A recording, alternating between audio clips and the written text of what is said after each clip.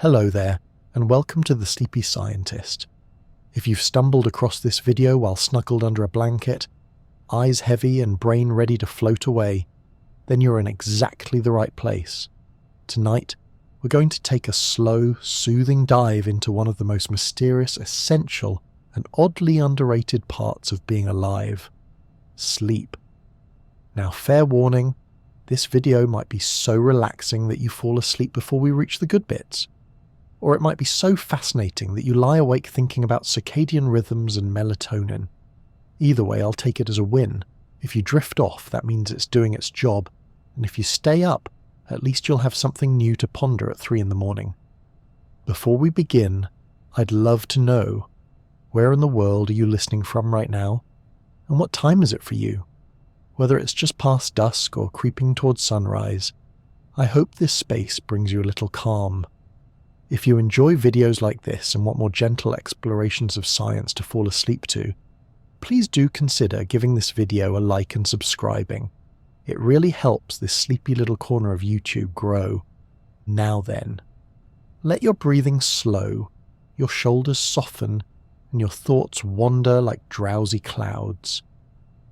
We're about to explore why sleep is not just a passive escape, but a powerful biological necessity. A quiet magic that helps us heal, remember, grow, and maybe even dream a little brighter. Just a quick note before we set off. Nothing in this video is intended as medical advice. If you're experiencing serious sleep issues or health concerns, it's always best to speak with a qualified healthcare provider. Alright, let's begin. What exactly is sleep? It's something we do every single day, or at least we try to. We spend nearly 1/3 of our lives asleep, yet for most of human history, no one had any real idea what it was for.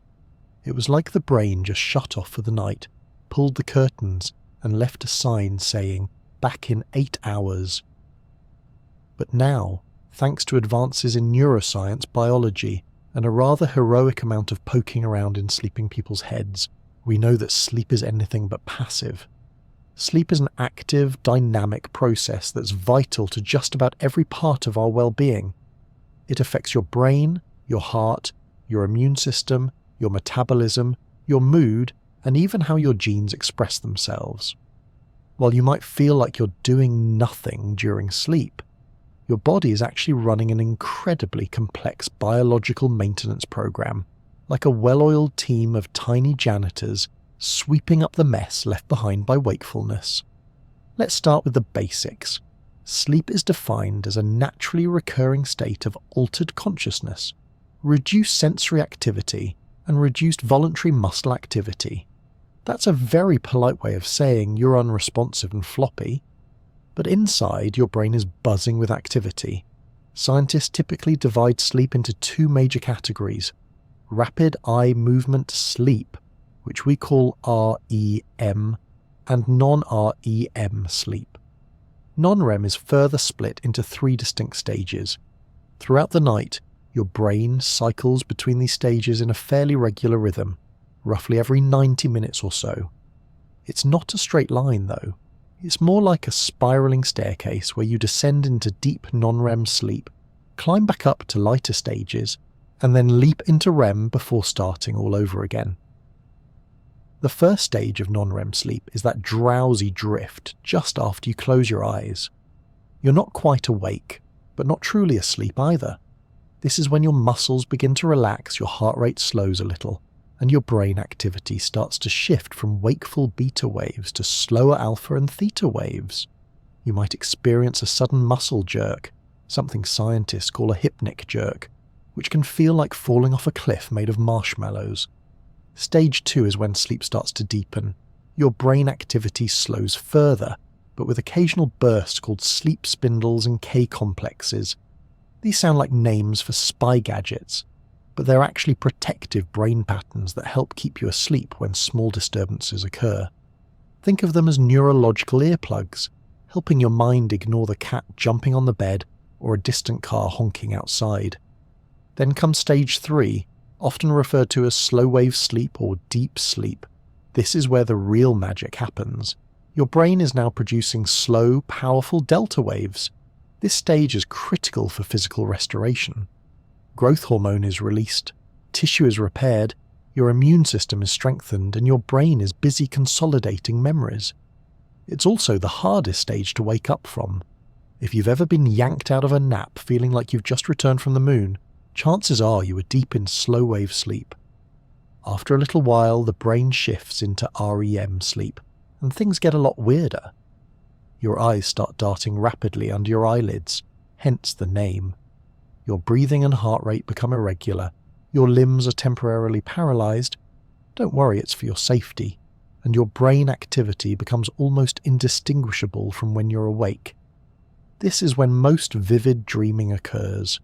Scientists believe REM sleep is crucial for emotional regulation, memory integration, and creative problem solving. Some studies even show that people perform better on puzzles or logic tasks after a good night's REM sleep. So if you've ever gone to bed stumped and woken up with the answer, thank your dreaming brain. Interestingly, these stages don't occur in equal amounts.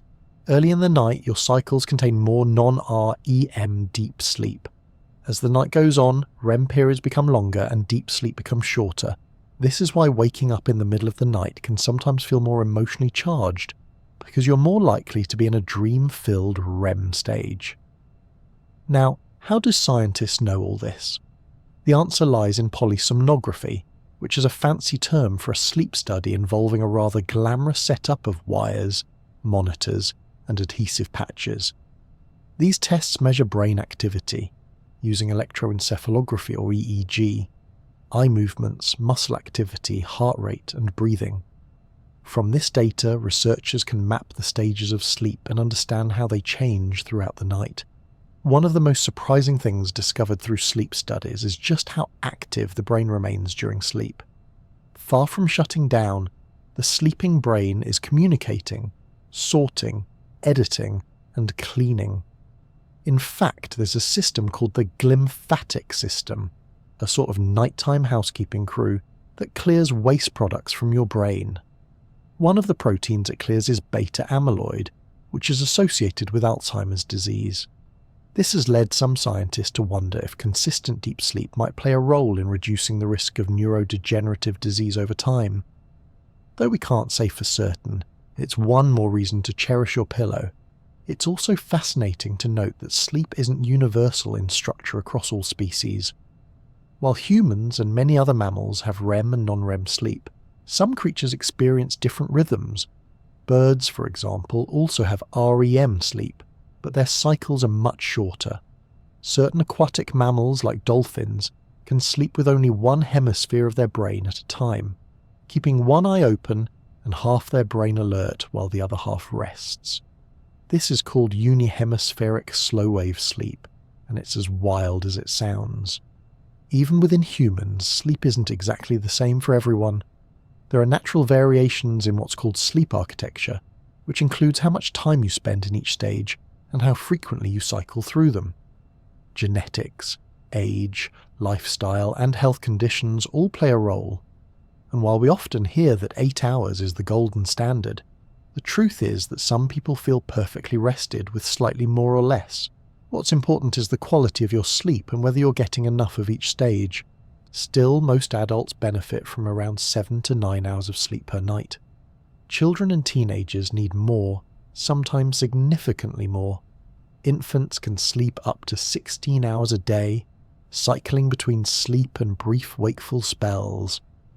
And teenagers, well, they tend to sleep late and wake even later, not because they're lazy, but because their circadian rhythms naturally shift during adolescence. Ultimately, sleep is not just a break from the day, it's a vital biological process stitched deep into the fabric of our species.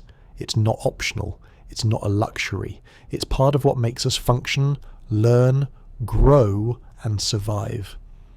And while modern life may do its best to push sleep aside in favour of productivity, screens, or late-night snacks, biology hasn't gotten the memo.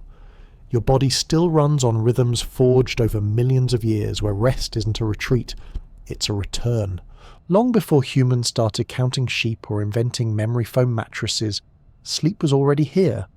Not just here in the sense of humans curling up in caves, but really here, woven into the biology of life itself. Sleep is not some modern lifestyle trend or a quirky quirk of mammals. It is ancient, deeply conserved, and as old as complex life itself. In fact, even organisms without brains have been observed showing rest-like states. Which raises an intriguing question. If jellyfish sleep, and they don't even have a brain, what exactly is sleep doing for us? Evolution has a tendency to drop things that don't serve a purpose. Tails in humans, for example, or that one drawer in the kitchen that no one ever opens. If sleep were optional, or even just mildly inefficient, natural selection would have gotten rid of it eons ago. And yet every species we've studied, birds, reptiles, amphibians, insects, even worms, engages in some form of rest that resembles sleep. That tells us something big. Sleep must serve an extremely important function, even if it hasn't always been clear what that function is. Let's take a quick trip back to the days before cities, before villages, even before spoken language, when survival meant not being eaten and finding enough calories to make it to tomorrow. Sleep, on the surface, seems like a very bad idea. You're unconscious, unaware of danger, not eating, not reproducing, and not running away from saber-toothed things with big appetites. From an evolutionary standpoint, it's a vulnerability buffet. And yet, it persisted. Which means the benefits of sleep must have outweighed all of those risks. One theory scientists propose is that sleep evolved to support energy conservation. When food is scarce and predators roam in the dark, it's not a bad idea to lie low and burn fewer calories, especially if your species isn't great at night vision. For early animals, sleeping through the most dangerous hours might have been a safer strategy than bumbling around in the dark with limited senses. Rest meant not only recovery but survival. But that's only part of the story. Over time, scientists realized that while energy conservation might explain why sleep started, it doesn't fully account for what it does. In fact, the more we've studied sleep, the more it seems like a deeply integrated biological repair system. Essential not just for surviving predators, but for surviving yourself. Every day you're awake, your brain is flooded with information, bombarded by stimuli, and exposed to oxidative stress. Sleep gives the body a chance to reset. Even single-celled organisms show circadian rhythms, biological cycles tied to the rotation of the Earth. Cyanobacteria, for example, have internal clocks that help them regulate photosynthesis, even though they don't sleep in the traditional sense. This tells us that the drive for rest and rhythm isn't just in your head, it's in your cells, deep in the very machinery of life. As creatures grew more complex, the need for structured downtime became more pronounced. Flatworms, those gloriously wiggly creatures from biology class, show a behavior that resembles sleep. When they rest, they become less responsive to stimuli, their movement slows, and their body enters a kind of quiescent state.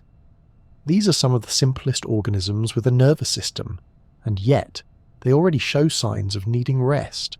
Jump forward a few 100 million years, and we arrive at insects. Drosophila melanogaster, better known as the common fruit fly, sleeps. And in case you're wondering, scientists measure fruit fly sleep by watching when they stop moving for extended periods. They also discovered that sleep-deprived flies show impairments in memory, learning, and even immune function, which is remarkable, given that their brains are roughly the size of a grain of salt. Moving up the evolutionary ladder, sleep becomes more structured. Reptiles experience sleep, and some researchers believe they may even have a primitive form of REM sleep. Birds, too, sleep in complex ways. Some species, like swifts, can sleep while flying by using one hemisphere of their brain at a time. That's right. These birds can glide through the sky with one half of their brain asleep, while the other half stays awake enough to avoid running into mountains. Penguins do something similar, grabbing short bursts of rest while bobbing in cold ocean waters. Nature, it seems, is highly creative when it comes to keeping creatures safe while they snooze. And then there are mammals whose sleep patterns are as diverse as their diets. Elephants, for instance, sleep for only about 2 hours a day, often while standing. Bats, on the other hand, can sleep up to 20 hours a day, preferably upside down, wrapped in their leathery blankets. Cats, as every pet owner knows, spend the better part of their day either asleep or preparing to sleep. They may look lazy, but evolution has made them champions of energy efficiency. And yes, dogs dream. If you've ever seen a pup twitching its legs and softly barking in its sleep, that's REM, sleep at work. Interestingly, humans aren't the only animals who need sleep to process emotions. Studies have shown that rats who are sleep-deprived become anxious and less capable of navigating mazes they'd previously mastered. Their little rodent brains, much like ours, need rest to handle stress and manage memory. One of the most compelling evolutionary arguments for sleep is the idea of brain maintenance. Think of your brain as a library. Every day, people come in and drop off books, rearrange the shelves, toss paper around, spill coffee on the carpet. It's a mess. Sleep is the overnight crew that comes in, files everything properly, vacuums the floor, and throws away the junk mail. Without that cleaning shift, the library starts to overflow and dysfunction. Scientists believe this cleaning process is especially important in organisms with more complex brains. That's where REM sleep may come into play. During REM, the brain not only processes emotional experiences and reinforces learning, but it also activates the glymphatic system, the aforementioned waste-clearing crew. This function is so fundamental that many animals with complex nervous systems exhibit some form of REM, even if the length or frequency varies widely. Now, while all this may make sleep sound like a luxury feature for creatures with brains, the truth is that even simpler creatures exhibit clear patterns of activity and rest. Zebrafish, for instance, sleep. They don't have eyelids, so it's not immediately obvious, but their brain activity slows down. They become less responsive to their surroundings, and they go through cycles of rest that match day and night.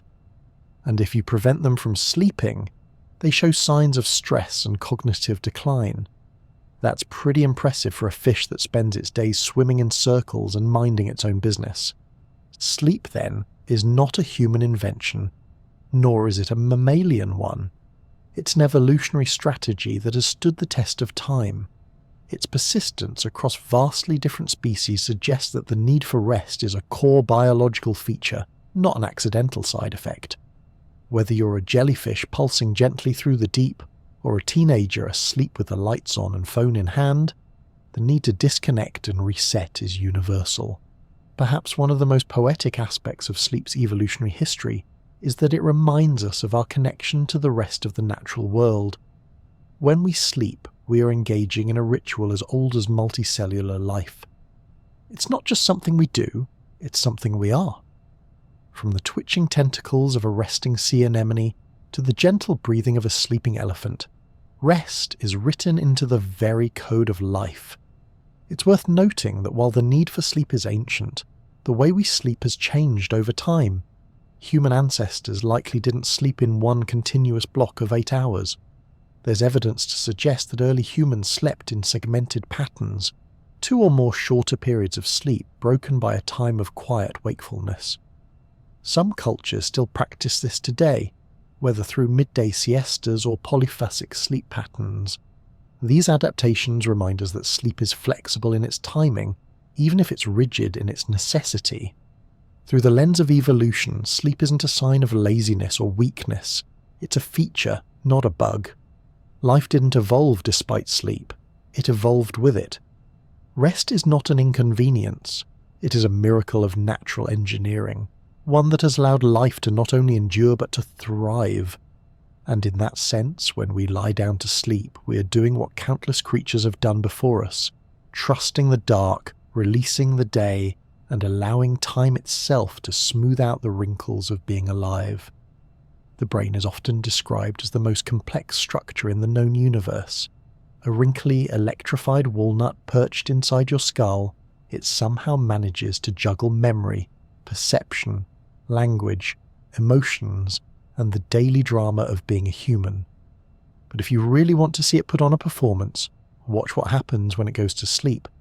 Sleep may look peaceful from the outside. Soft breaths, relaxed muscles.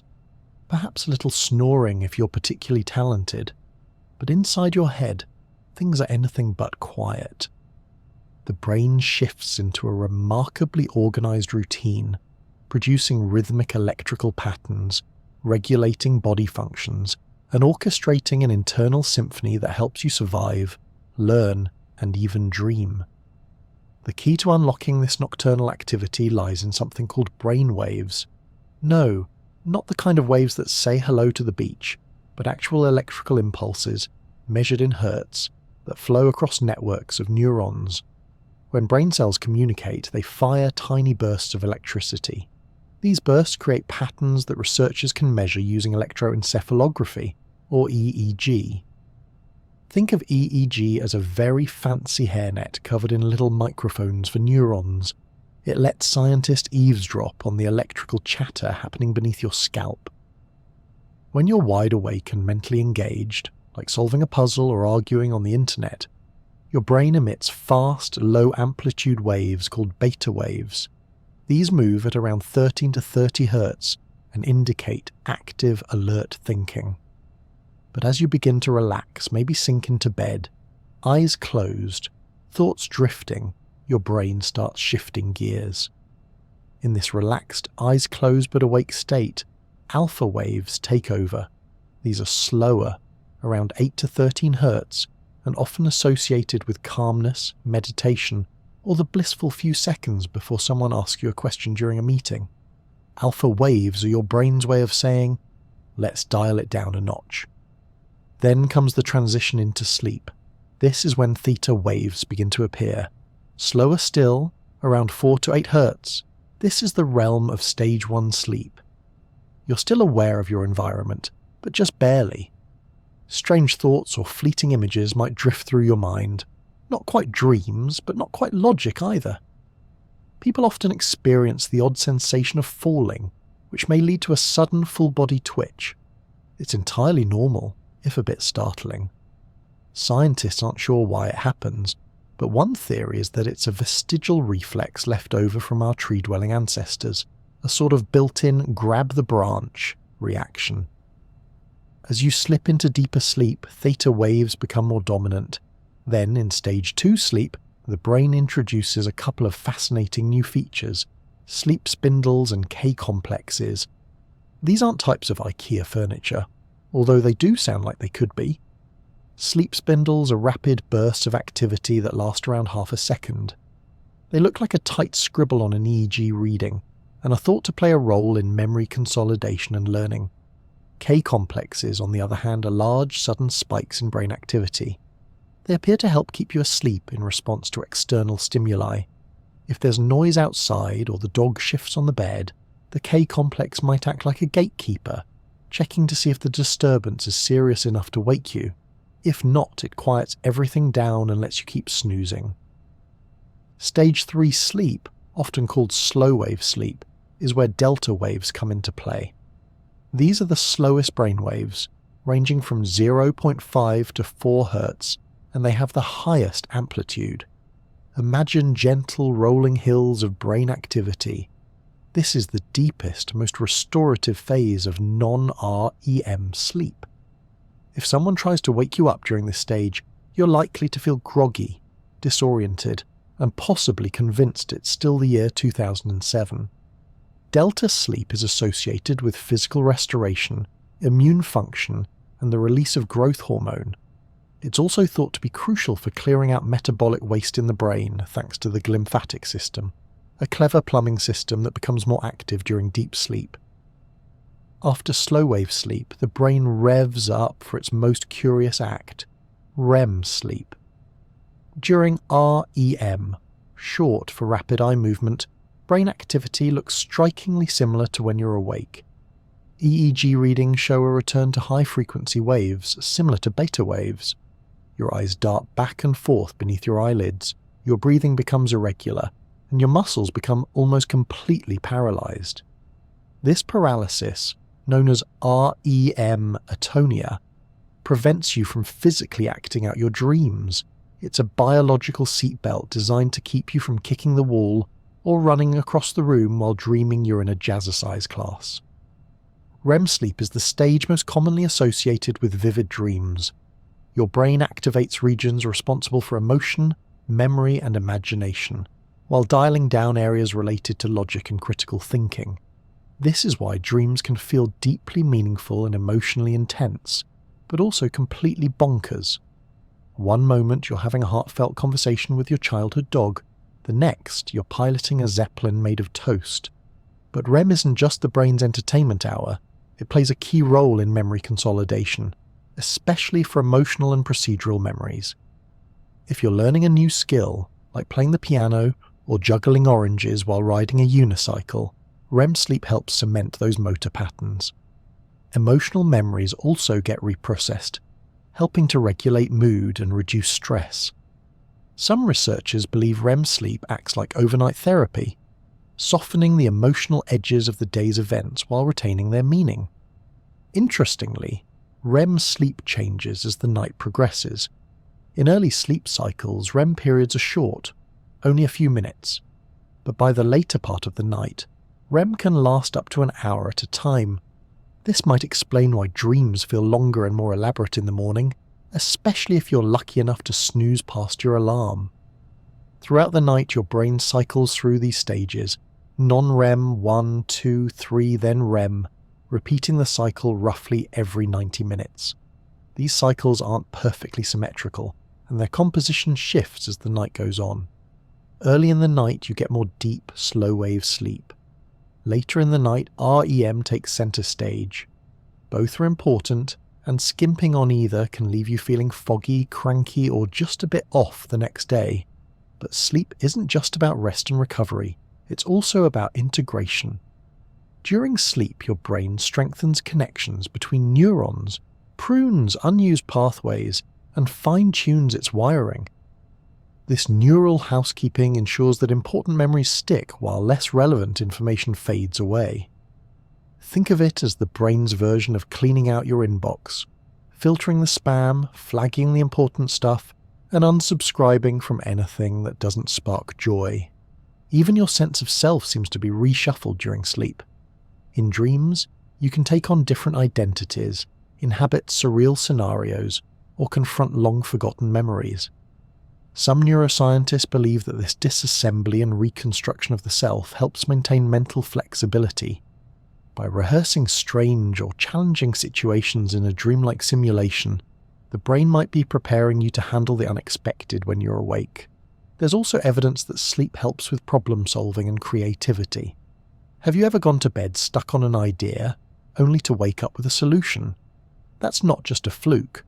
During REM sleep, the brain appears to connect distant concepts in new ways, encouraging lateral thinking. Musicians, writers, inventors, and mathematicians have all credited dreams or sleepy insights with major breakthroughs. Even chemical structures and famous melodies have reportedly emerged from slumbering minds.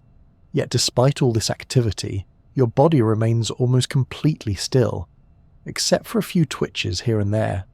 This stillness is essential.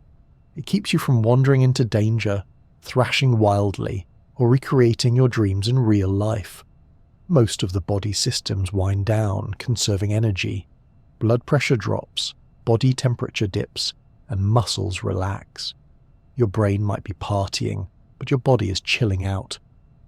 The entire orchestration of sleep, the brain waves, the cycles, the transitions, is tightly regulated by a mix of neurochemicals. Adenosine, for instance, builds up in your brain during the day and creates sleep pressure, making you feel sleepy. As you sleep, adenosine levels drop. Melatonin, often called the sleep hormone, is released in response to darkness and helps regulate the timing of sleep. Then there's GABA, a calming neurotransmitter that helps reduce brain activity and induce drowsiness. It's a carefully balanced chemical ballet, all working to ease you into and through each stage of sleep. It's easy to think of sleep as an on-off switch, but it's really more of a dimmer, a gradual, graceful transition guided by waves, rhythms, and chemistry. And in the center of it all is your brain, humming along with ancient precision, keeping time with the stars and tides, resting even as it works. Whether you're dreaming of flying, solving imaginary puzzles, or simply breathing quietly through the night, your brain is doing exactly what it was designed to do. Rest, repair, remember, repeat. While your brain might be the star of the sleep show, the rest of your body isn't just hanging around like a bored stagehand. In fact, sleep is a full-body experience. Every organ, every cell, every molecule in you gets the memo. It's time to dial down, check in, and get to work in ways that only happen during slumber. You might be dreaming of flying or eating cake with a talking raccoon, but behind the scenes, your body's running a quiet symphony of restoration. Let's begin with the heart, the tireless drummer of your internal orchestra. During non-REM sleep, especially in the deeper stages, your heart rate slows down considerably. Blood pressure drops, and your blood vessels relax, which gives your cardiovascular system a much-needed break. Think of it as a nightly spa treatment for your circulatory system. This restful period allows your heart to recover from the wear and tear of the day. It's no coincidence that poor sleep has been strongly linked to heart disease, hypertension, and stroke. If your heart never gets its rest, it starts to behave like an overworked barista, grumpy, inefficient, and prone to dramatic exits. Your respiratory system too joins in the slowdown. Breathing becomes more regular and shallow during non-REM sleep. The rate of oxygen exchange dips slightly, which is perfectly fine because your body's metabolic demands are lower while you're lying still. But during REM sleep, things take a curious turn. Breathing becomes irregular, sometimes rapid, and may even pause momentarily.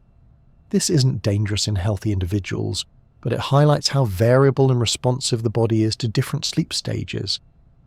People with sleep disorders like sleep apnea, however, can experience much more significant breathing disruptions during sleep, leading to poor oxygen levels and frequent awakenings.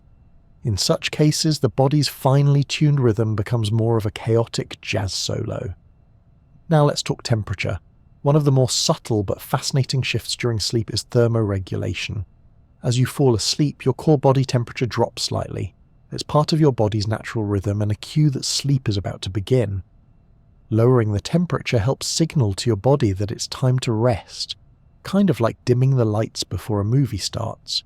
Your hands and feet, interestingly, often warm up as blood vessels dilate to help offload excess heat from your core. That's one reason why warm socks can actually help you fall asleep faster. Nature loves irony. The digestive system, which works hard during the day to process food and absorb nutrients, also gets a bit of a break. While digestion doesn't stop completely, activity in the gut slows significantly during sleep. Enzyme production decreases, gut motility is reduced, and the whole gastrointestinal tract enters a state of quiet maintenance. This is one reason why eating a large meal right before bed can make sleep uncomfortable. It's like throwing a surprise party for your stomach right when it was about to clock out. Late-night snacking might be fun, but your intestines are not impressed. Meanwhile, your endocrine system, the network of glands that secrete hormones, gets particularly active. One of the most famous players here is melatonin, often referred to as the sleep hormone. It's released by the pineal gland in response to darkness and helps regulate your internal clock, or circadian rhythm. Melatonin doesn't make you sleep, but it whispers to the rest of your body, "Hey, it's night time. Let's start winding down." Then there's cortisol, the so-called stress hormone. Cortisol levels naturally dip in the evening and begin to rise toward morning, helping to wake you up and feel alert. If cortisol is elevated at night, perhaps because of chronic stress or late-night doom scrolling, it can interfere with sleep. The body is very particular about timing. It wants certain hormones at certain times, and when they're out of sync, everything else wobbles. Another important player is growth hormone, which, despite its name, is not just for growing children. Adults produce it too, especially during deep sleep. Growth hormone plays a critical role in repairing tissues, building muscle, maintaining bone density, and even supporting metabolism. It's like the body's internal construction crew, showing up at night to fix the potholes and repaint the walls. In fact, many of the body's repair mechanisms are most active during sleep. cellular regeneration, protein synthesis, muscle repair, and immune system activity all ramp up while you snooze. Your immune system, in particular, takes full advantage of your sleep state to release cytokines, special proteins that help fight off infections and inflammation. If you've ever noticed how much more tired you feel when you're sick, that's your body nudging you toward rest so it can launch a proper immune response. Sleep isn't just helpful for recovery, it's part of the recovery itself. Speaking of the immune system, there's compelling research suggesting that chronic sleep deprivation can impair immune function. People who regularly get fewer than 6 hours of sleep are more likely to catch colds and other infections. Vaccines may even be less effective in sleep-deprived individuals, as the body doesn't mount as strong an immune response. It's like trying to run an antivirus update while your computer keeps shutting down. Nothing installs properly. Now let's get microscopic. Deep inside your cells, something fascinating is happening. Gene expression changes during sleep. Thousands of genes ramp up or dial down their activity depending on whether you're awake or asleep. These include genes involved in inflammation, metabolism, stress responses, and DNA repair. It's a reminder that sleep isn't a shutdown, but a reprogramming phase. Your body is quietly rewriting its own software while you dream about showing up to school in your pajamas. Even your skeletal system isn't idle. Bones undergo constant remodeling, a process of breaking down old tissue and forming new. While this happens throughout the day, deep sleep supports the hormonal balance needed for optimal bone health. Your spine also decompresses slightly during sleep as the discs between your vertebrae rehydrate and expand. This is why you might be a tiny bit taller in the morning. Gravity hasn't had its way with you for several hours. Reproductive hormones are also influenced by sleep. For men, testosterone is primarily produced during deep sleep, and for women, sleep helps regulate the delicate balance of estrogen and progesterone. Disruptions in sleep can throw off menstrual cycles, fertility, and libido. It turns out, romance really does start with rest. Perhaps one of the more overlooked but delightful aspects of the sleeping body is what happens to the skin. Yes, beauty sleep is a real thing. During deep sleep, blood flow to the skin increases, allowing for repair of damage from UV exposure and daily wear and tear. Collagen production is also boosted during sleep, helping to maintain skin elasticity and reduce wrinkles. That morning glow isn't just a phrase, it's biology in action. There's even some evidence that the lymphatic system, which helps rid the body of waste and toxins, becomes more efficient during sleep. While the lymphatic system handles cleanup in the brain, the rest of the body has its own nocturnal janitorial staff ensuring that cellular trash is carried away. It's an elegant multi-layered detox operation that doesn't require juice cleanses or activated charcoal. Altogether, your sleeping body is like a quietly humming workshop, with each department working its shift. The heart slows to conserve energy, the lungs adapt their rhythm, the liver processes nutrients and toxins, the immune system scans for intruders, hormones ebb and flow with precision. It's a nightly masterpiece of coordination and repair. All of this is choreographed by the central nervous system and fine-tuned by your circadian rhythm, a roughly 24-hour cycle that keeps everything aligned with the rising and setting of the sun. This internal clock is so powerful that even isolated cells in a petri dish maintain a circadian rhythm. Your body doesn't just know what time it is, it feels it on a molecular level. While sleep is often viewed through the lens of what the brain is doing, it's worth remembering that the rest of you is deeply involved too. Sleep is not simply the absence of wakefulness. It's a critical biological state that allows your body to heal, reset, and prepare for another day of navigating the world, avoiding obstacles, solving problems, and deciding whether to eat another cookie. And in that state of quiet repair, your body performs some of its most essential work without ever asking for applause. If there's one thing the science of sleep teaches us, it's that rest isn't laziness, it's maintenance, it's performance tuning, it's the body showing up for itself in the most elegant way possible. And if that means occasionally snoring or drooling on the pillow while your pancreas gets a tune-up, Well, that's just part of the magic. REM sleep has a bit of a flair for the dramatic. Of all the stages of sleep, it's the one that feels the most like an enigma wrapped in mystery and served with a side of surrealism. While the other stages are all about repair, regulation, and sensible biological housekeeping, REM is the dreamer, the artist, the chaotic genius of the bunch. It's the reason you might wake up wondering why you were just running from a giant sandwich on a roller coaster while speaking fluent French, despite never having studied it. REM stands for rapid eye movement, and it's named for the darting movements your eyes make beneath your closed eyelids during this phase.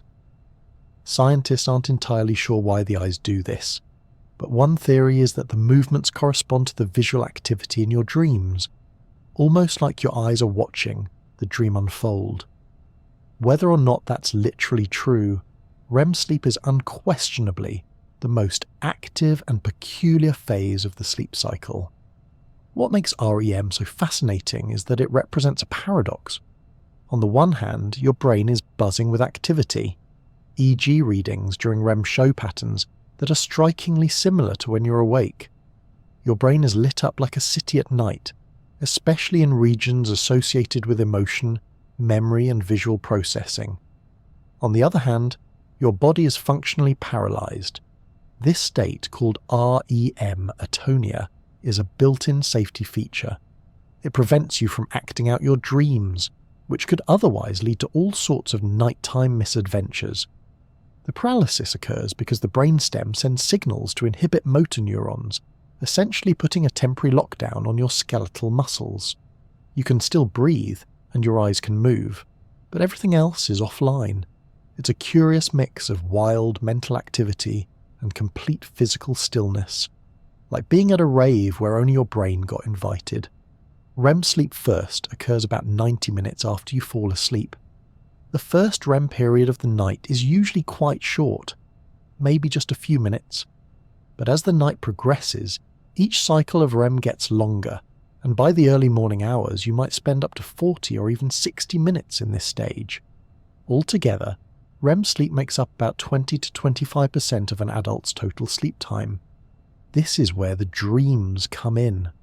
While dreams can occur in non-REM stages too, the most vivid, emotional, and story-like dreams tend to happen during REM. This is because the brain regions responsible for imagery, emotion, and memory are highly active, while those responsible for logic, decision-making, and self-awareness are relatively quiet. It's like a theatre production, with a very ambitious director and no stage manager. Researchers believe that REM dreams serve multiple purposes. One major theory is that they help process emotions. During REM, the brain appears to reactivate emotional experiences from the day, playing them back in a less intense context. This might explain why you dream about an awkward conversation or a stressful moment, but with bizarre twists, like everyone in the room suddenly turning into penguins. It's the brain's way of softening emotional memories, reducing their sting while preserving their content. Another key function of REM is memory consolidation, especially for procedural and spatial memory. These are the types of memory involved in learning new skills, like playing the piano, riding a bicycle, or navigating a new city.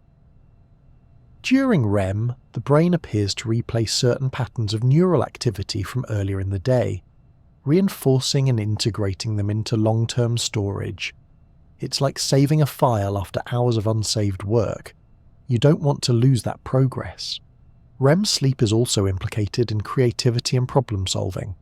There's a growing body of research suggesting that the loose, associative nature of REM dreaming helps the brain make novel connections. In this phase, the usual rules of logic are relaxed, allowing for more abstract thinking. Artists, inventors, and scientists have often credited dreams with helping to solve problems or spark inspiration. The periodic table, the sewing machine, and even classic songs have all been linked to dream-fueled insights. One curious aspect of REM sleep is its impact on mood. People who are deprived of REM sleep often experience irritability, difficulty concentrating, and even symptoms of depression. In fact, many antidepressant medications suppress REM sleep, which has led to debate about the exact role REM plays in emotional regulation. Some theories suggest that the brain uses REM to recalibrate its emotional circuits, helping us better handle stress and social challenges. It's a kind of emotional defragging, a tune-up for your mood. Interestingly, infants spend a much larger portion of their sleep in REM, up to 50% in newborns. Since babies are doing a tremendous amount of brain development in their early months, this has led researchers to suspect that REM may be particularly important for neural growth and wiring. It's as if the brain uses REM as a rehearsal studio, running simulations and practicing skills before they are ever needed in the real world. And humans aren't the only ones who experience REM sleep. It's been observed in many mammals, from cats and dogs to elephants and even opossums. Birds also appear to experience a form of REM, though it may be shorter in duration. Interestingly, not all animals have REM sleep in the same way, or at all. Dolphins and some other marine mammals, for example, exhibit unihemispheric sleep, where one half of the brain sleeps while the other remains awake. REM sleep appears to be greatly reduced or altered in these animals, possibly because full-body paralysis would not be safe in aquatic environments where breathing must be consciously managed. REM can also be home to some of the sleep world's strangest phenomena. Ever heard of sleep paralysis? That's when you wake up before the REM-induced muscle paralysis has worn off. You're awake and aware but unable to move your body. It's a bizarre and often frightening experience, sometimes accompanied by vivid hallucinations. Despite the spooky folklore that surrounds it, like tales of shadowy figures sitting on chests, it's a fairly common and harmless glitch in the REM transition process. There's also REM behavior disorder, a condition in which the normal muscle paralysis during REM fails to activate. People with this disorder may physically act out their dreams, sometimes violently. It can be dangerous both to the sleeper and their bed partner. REM behavior disorder is rare, but it's been linked to an increased risk of developing neurodegenerative conditions like Parkinson's disease later in life. That connection has made REM a key focus of neurological research. The timing and quality of REM sleep can be affected by many factors.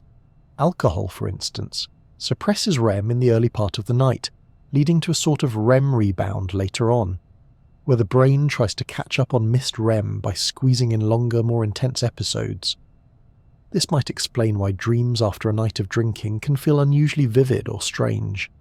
Similarly, sleep deprivation in general leads to REM rebound. If you've missed out on rest the next time you sleep, your body may dive more quickly and deeply into REM. It's like your brain knows what it missed and is determined to make up for lost time. Caffeine, stress, certain medications and irregular sleep schedules can all disrupt REM. Shift workers, for example, often suffer from fragmented REM sleep, which can lead to cognitive and emotional challenges. This is part of why consistent sleep routines are so important. A stable bedtime and wake time help the brain anticipate when it should prepare for its nightly REM adventure. The REM stage is also central to one of the most intriguing areas of sleep science, lucid dreaming. This is when a person becomes aware that they're dreaming while still within the dream, and sometimes even gains the ability to control the narrative. Lucid dreams typically occur during REM and are associated with increased activity in the prefrontal cortex, the brain's center for logic and self-awareness. In other words, it's a dream with the lights on. Some people train themselves to induce lucid dreams through various techniques, and while it's not for everyone, it offers a fascinating glimpse into the malleability of consciousness during sleep. While all stages of sleep are important, REM has a kind of poetic allure. It's the part of the night where the mind detaches from the constraints of reality and explores other worlds, some beautiful, some baffling, some filled with deeply symbolic imagery that would make a psychoanalyst weep with joy. It's a realm where memories are stitched together with imagination, and where the emotional weight of the day is quietly redistributed. REM sleep is a reminder that rest isn't just about shutting down. It's about tuning in to something deeper, a nightly exploration of the inner world that shapes how we think, feel, and remember. Whether you recall your dreams or not, your brain is putting on a silent fireworks show every night, full of emotion, memory, metaphor, and perhaps a flying elephant or two. It's not just rest. It's theatre. It's therapy. It's neuroscience in a bathrobe. Non-REM sleep might not have the flashy theatrics of REM, the vivid dreams, the bizarre stories, the wild bursts of brain activity, but it more than makes up for that with quiet, deliberate purpose. If REM sleep is the brain's late-night avant-garde cinema, non-REM is its repair shop, data archive, and janitorial crew all rolled into one. It's steady, structured, and deeply restorative, working behind the scenes to keep both mind and body functioning at their best. Non-REM, short for non-rapid eye movement sleep, makes up roughly 70 to 75% of a typical night's sleep. It's divided into 3 stages, creatively named Stage 1, Stage 2, and Stage 3. Despite the plain names, each of these stages plays a vital role in keeping you healthy, alert, and emotionally balanced. The progression through them is like a gentle descent, each level taking you further from the surface of wakefulness and deeper into biological rejuvenation. Stage 1 is the shallow end of the sleep pool. This is the initial drift from wakefulness into sleep, and it usually lasts only a few minutes.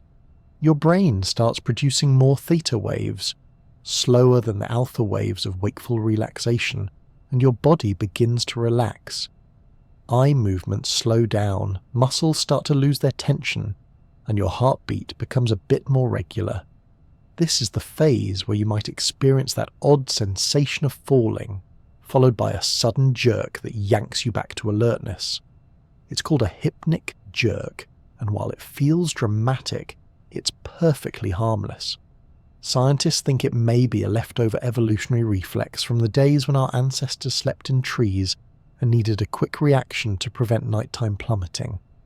Stage 2 is where things begin to get a little more serious. It's the longest of the sleep stages, often accounting for nearly half of your total sleep time. Here, your brain continues to produce theta waves, but with the addition of 2 distinctive features: sleep spindles and K-complexes. Sleep spindles are brief bursts of rapid brain activity, while K-complexes are large, slow waves that seem to act like a neurological do not disturb sign. Together they help protect your sleep from being interrupted by minor noises or movements in your environment. Think of them as the brain's white noise machine. During stage 2, your body temperature drops slightly, your heart rate slows even more, and eye movement stops completely. Muscles continue to relax, and your body starts shifting into a more energy-conserving mode.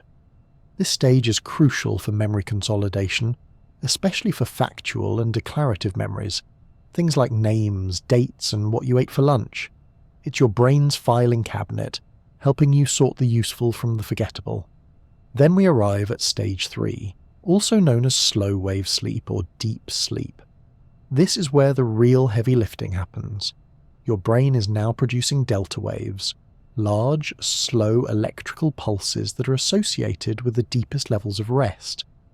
It's extremely difficult to wake someone from deep sleep, and if you manage to do it, they'll likely be groggy and disoriented for several minutes. That post-nap confusion where you don't know what year it is, that's the signature of being pulled out of slow-wave sleep. Slow-wave sleep is critical for physical restoration. This is when your body releases growth hormone, repairs muscle tissue, and strengthens the immune system. If REM sleep is about dreaming and emotional processing, slow-wave sleep is about putting the body in the shop for routine maintenance. It's also the phase where the glymphatic system kicks into high gear. This is the brain's waste disposal service, clearing out toxins and byproducts that accumulate during wakefulness. One of the substances cleared out is beta-amyloid, a protein associated with Alzheimer's disease. It's not a stretch to say that deep sleep could be your brain's best defense against long-term cognitive decline. Interestingly, as you age, you tend to get less slow-wave sleep. Children and teenagers spend a significant portion of their night in deep sleep, which makes sense given their rapid physical and mental development. But as adults grow older, the amount and quality of slow-wave sleep decreases. This might be part of the reason why older adults often report feeling less refreshed after a night's sleep, even if they've had enough hours in bed. One of the curious things about slow-wave sleep is that it's largely front-loaded in the night. In a typical sleep cycle, the first few hours of sleep are dominated by deep non-REM sleep. As the night progresses, the cycles shift to include more REM and less slow-wave sleep. That's why going to bed late and waking early can disproportionately rob you of the most restorative part of sleep. You might still get your dreams, but your body misses out on the essential repairs that happen earlier on. Sleepwalking, night terrors, and other parasomnias often occur during this stage of non-REM sleep. These behaviours emerge from the depths of slow-wave sleep and are more common in children than adults. They're typically not remembered because the brain isn't in a state conducive to forming clear memories. It's like trying to write in a notebook with your eyes closed and your pen upside down. The brain is too deep into its maintenance mode to take notes. Another fascinating aspect of non-REM sleep is its connection to memory reactivation. While REM sleep is known for emotional and procedural memory processing, non-REM, particularly slow-wave sleep, seems to play a key role in consolidating declarative memories. In studies where people learn lists of words, spatial tasks, or new concepts, those who get adequate non-REM sleep perform significantly better on recall tests the next day. The brain appears to replay patterns of neural activity from the day during slow-wave sleep, strengthening those pathways and locking the information into long-term storage. There's also evidence that the brain uses slow-wave sleep to prune unnecessary neural connections. This may sound a bit ruthless, but it's actually a sign of efficiency. You accumulate tons of new neural connections during the day, many of which are redundant or irrelevant. At night, your brain goes in with a metaphorical pair of gardening shears, trimming back the overgrowth to keep your mental landscape clear and organized. It's less spring cleaning and more like bonsai maintenance. One particularly interesting experiment involved playing sounds associated with specific memories while participants were in slow-wave sleep.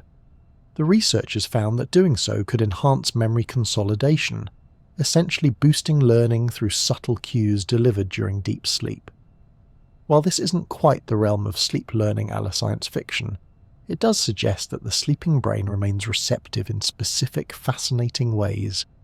Non-REM sleep also plays a role in regulating hormones related to hunger and metabolism. When you're sleep-deprived, levels of ghrelin, the hunger hormone, go up, while levels of leptin, the satiety hormone, go down. This makes you more likely to crave high-calorie foods and feel less satisfied after eating. If you've ever reached for a giant muffin after a bad night's sleep, you've experienced this firsthand. It's not just a lack of willpower. It's a hormonal nudge toward energy-dense comfort food. In fact, chronic sleep loss has been associated with an increased risk of obesity, type 2 diabetes, and metabolic syndrome.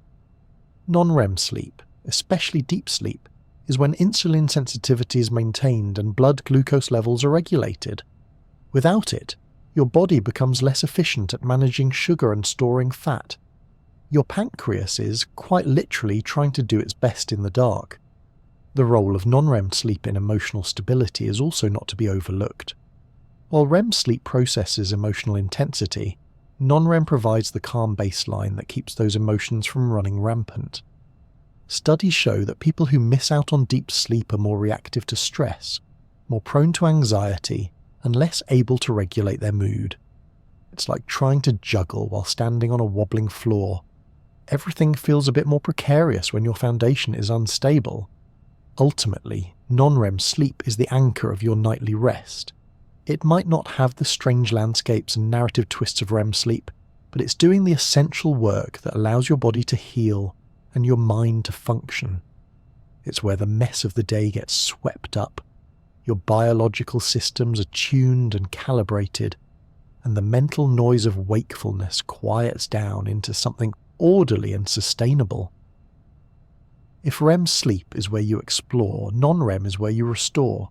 It's the sturdy scaffold that supports everything else, from your immune defenses to your emotional resilience. It may not get all the headlines or inspire dream journals, but without it, you'd fall apart. Slowly, steadily, and undeniably. And yet, it does all this while you lie in bed, unaware, blissfully still, and completely at peace. That's the quiet genius of non-REM sleep. It doesn't demand attention, it just does the job, night after night, one slow wave at a time. Dreams are one of life's greatest paradoxes. We all have them. We all know how they feel. And yet, we still don't entirely know what they are. They're vivid, strange, emotional, sometimes profound, and often completely nonsensical. You might wake from a dream about missing an exam you never signed up for, or suddenly find yourself having dinner with a giraffe wearing a bow tie, and part of your brain will accept it without question. Welcome to the world of dreams, a realm where physics takes a coffee break, time bends, and the impossible feels perfectly reasonable. Throughout history, humans have tried to make sense of dreams. In ancient civilizations, dreams were often seen as messages from the gods or visions of the future. The ancient Egyptians believed that dreams were portals to the divine, while the Greeks thought dreams could offer glimpses into hidden truths. Aristotle believed that dreams were reflections of our inner physical states. If your stomach was upset, your dreams might take a chaotic turn. Hippocrates, ever the practical physician, suggested that dreams could help diagnose disease based on the symbols and feelings they evoked. Fast forward a couple of millennia and enter Sigmund Freud, the Austrian neurologist who famously suggested that dreams are windows into the unconscious mind. According to Freud, dreams were symbolic expressions of repressed desires, many of which, unsurprisingly, involved themes of love, fear, power, and various unresolved complexes. He wrote extensively about dream symbolism, proposing that everything in a dream, from a door to a staircase, represented something else entirely. While Freud's theories have fallen out of scientific favour, they still hold cultural weight, if only because everyone loves the idea that their dreams are deeper than they appear, though sometimes a flying banana is probably just a flying banana. Carl Jung, another towering figure in early psychology, took a slightly different path. He believed dreams weren't just personal, but also tapped into what he called the collective unconscious, a shared reservoir of symbols and archetypes common across all cultures. Jung saw dreams as a tool for self-discovery, a way to balance the psyche and explore the many sides of the self. It's an appealing idea, that our dreams are not just random stories but personal myths shaped by something ancient within us. Modern neuroscience, however, has shifted the dream conversation into more empirical territory. Today, we understand that dreams are most strongly associated with REM sleep, when the brain's activity closely resembles wakefulness. During this stage, the limbic system, which includes the amygdala, hippocampus, and other emotion processing centers, lights up. Meanwhile, areas responsible for logical reasoning and self-awareness, like the prefrontal cortex, are relatively quiet. The result? Vivid emotional experiences with very little rational oversight. Your brain is running the show, but the usual editors have stepped out for a coffee break. There are several competing theories about why we dream. One of the most widely accepted is the activation synthesis hypothesis. Proposed by researchers Alan Hobson and Robert McCarley, this theory suggests that dreams are the brain's attempt to make sense of random neural activity during REM sleep. Essentially, your brain is being bombarded with signals, and it responds by weaving a story. It's a bit like watching clouds and seeing shapes, a dragon here, a castle there. The meaning isn't in the clouds themselves, but in the interpretation. Another compelling idea is the threat simulation theory. This one argues that dreams evolved as a kind of virtual reality training ground.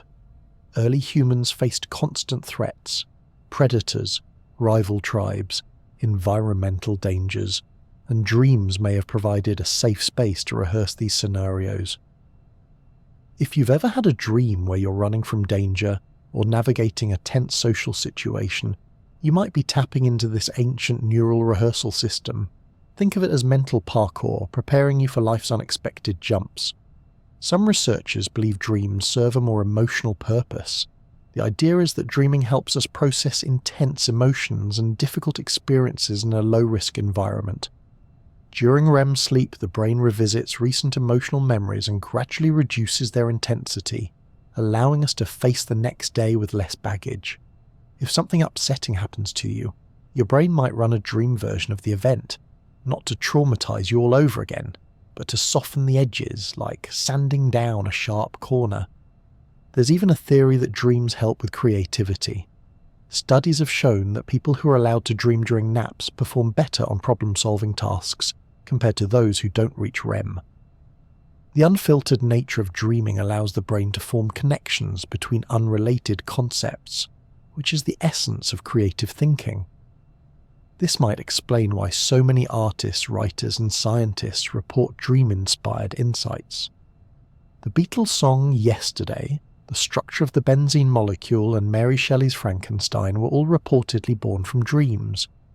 Not everyone remembers their dreams, of course. Dream recall varies widely between individuals. Some people wake with vivid recollections nearly every morning, while others go weeks without remembering a single dream. Several factors influence dream recall: timing, sleep quality, brain chemistry, and even personality traits. People who are more introspective or imaginative tend to remember dreams more often. Waking up during or immediately after REM sleep also makes it more likely that you'll remember what you were dreaming about. For those who do remember, dreams can be incredibly detailed.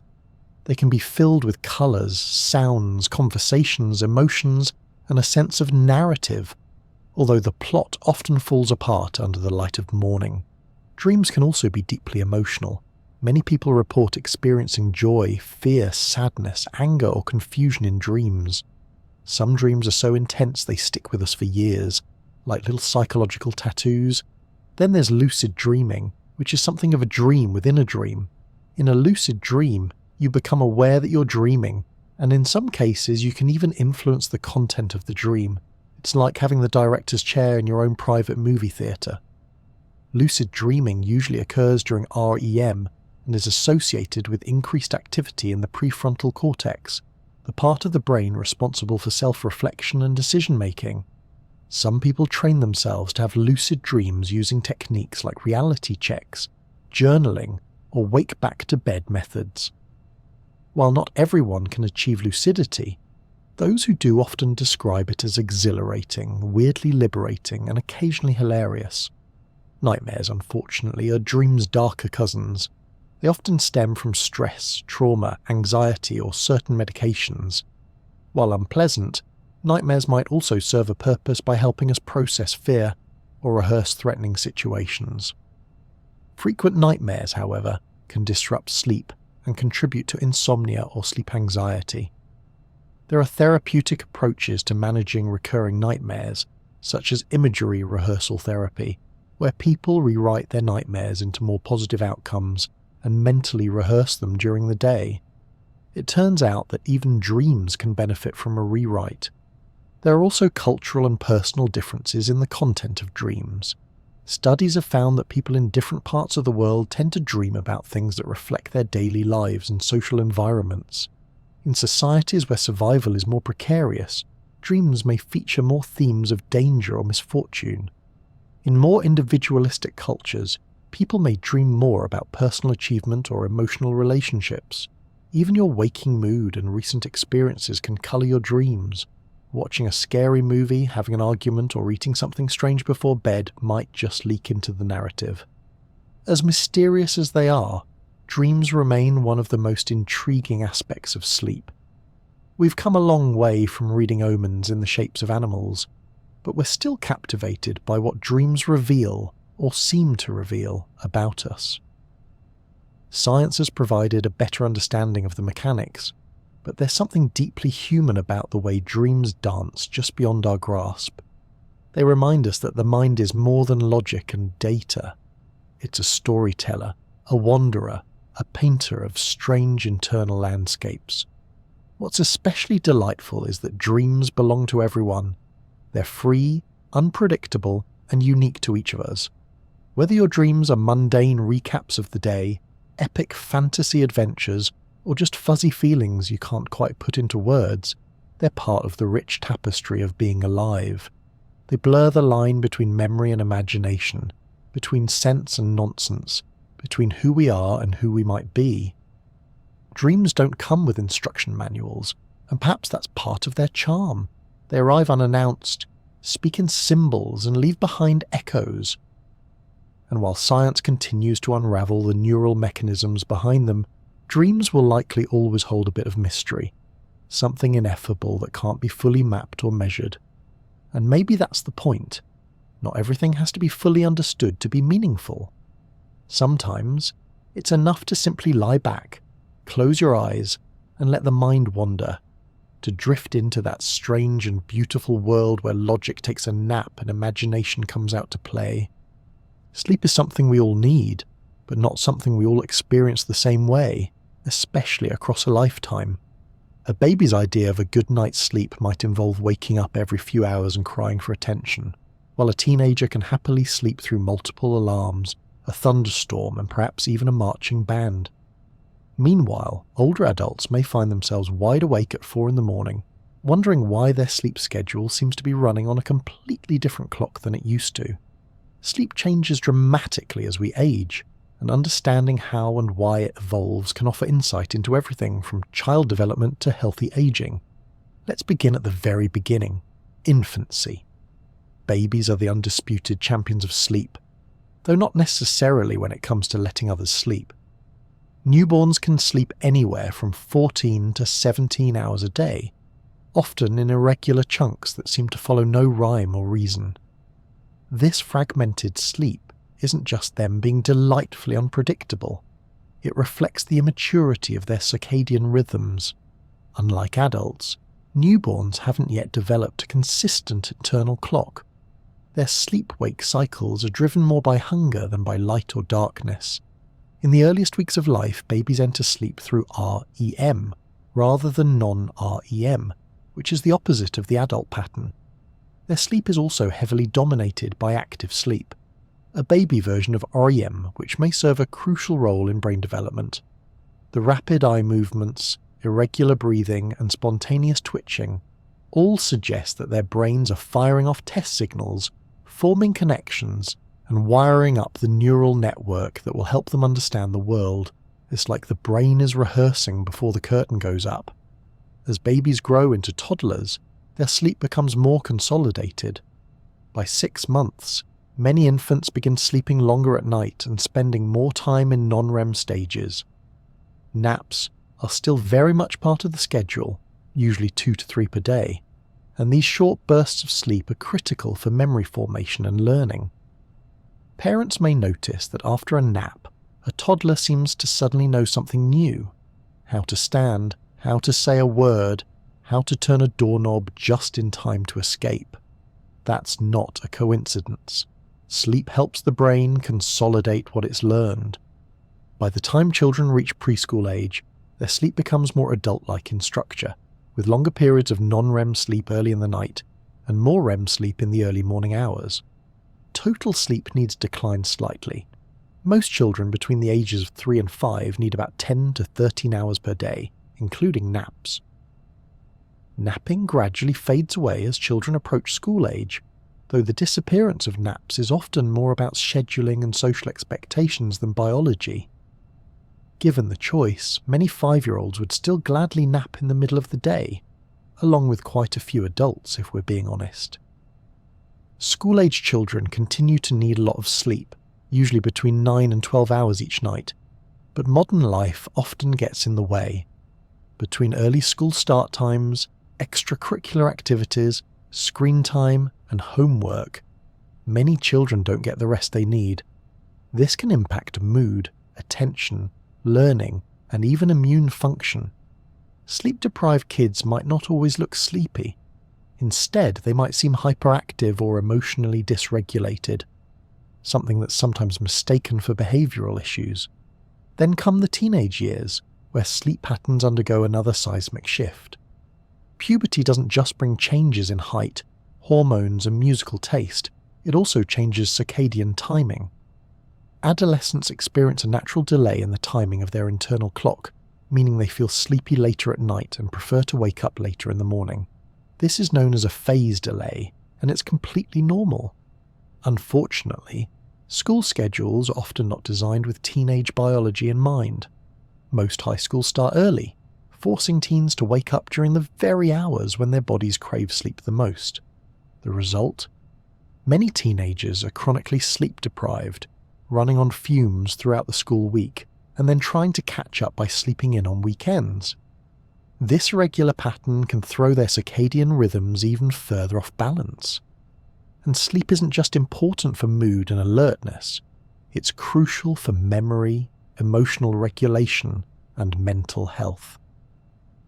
Teenagers who don't get enough sleep are at increased risk for depression, anxiety, and difficulty concentrating. There's a growing movement advocating for later school start times based on this science, and some districts have already made the switch with positive results. Once people reach adulthood, sleep tends to stabilize. Most adults need between 7 and 9 hours of sleep per night. Despite this, a significant portion of adults regularly get less than 7 hours, often due to busy schedules, stress, or the ever-tempting allure of late-night entertainment. The adult years are when habits form, both good and bad, and while it may seem harmless to stay up late scrolling through your phone or watching just one more episode, chronic sleep restriction adds up over time. It doesn't just make you tired, it affects cognitive performance, decision-making, metabolism, and immune function. Adults also start experiencing more fragmented sleep. It becomes more common to wake briefly in the night, sometimes without even remembering it. These awakenings can be due to stress, temperature, noise, or needing a trip to the bathroom. While these interruptions are generally normal, poor sleep quality over time can leave people feeling unrested, even if they've spent plenty of hours in bed. As people move into middle age, changes in sleep architecture become more noticeable. The amount of deep, slow-wave sleep declines, and lighter stages of sleep become more prominent. People may also spend less time in REM sleep.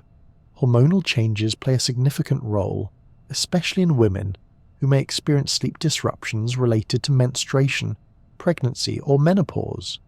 Hot flashes, night sweats, and shifting hormone levels can all affect sleep quality.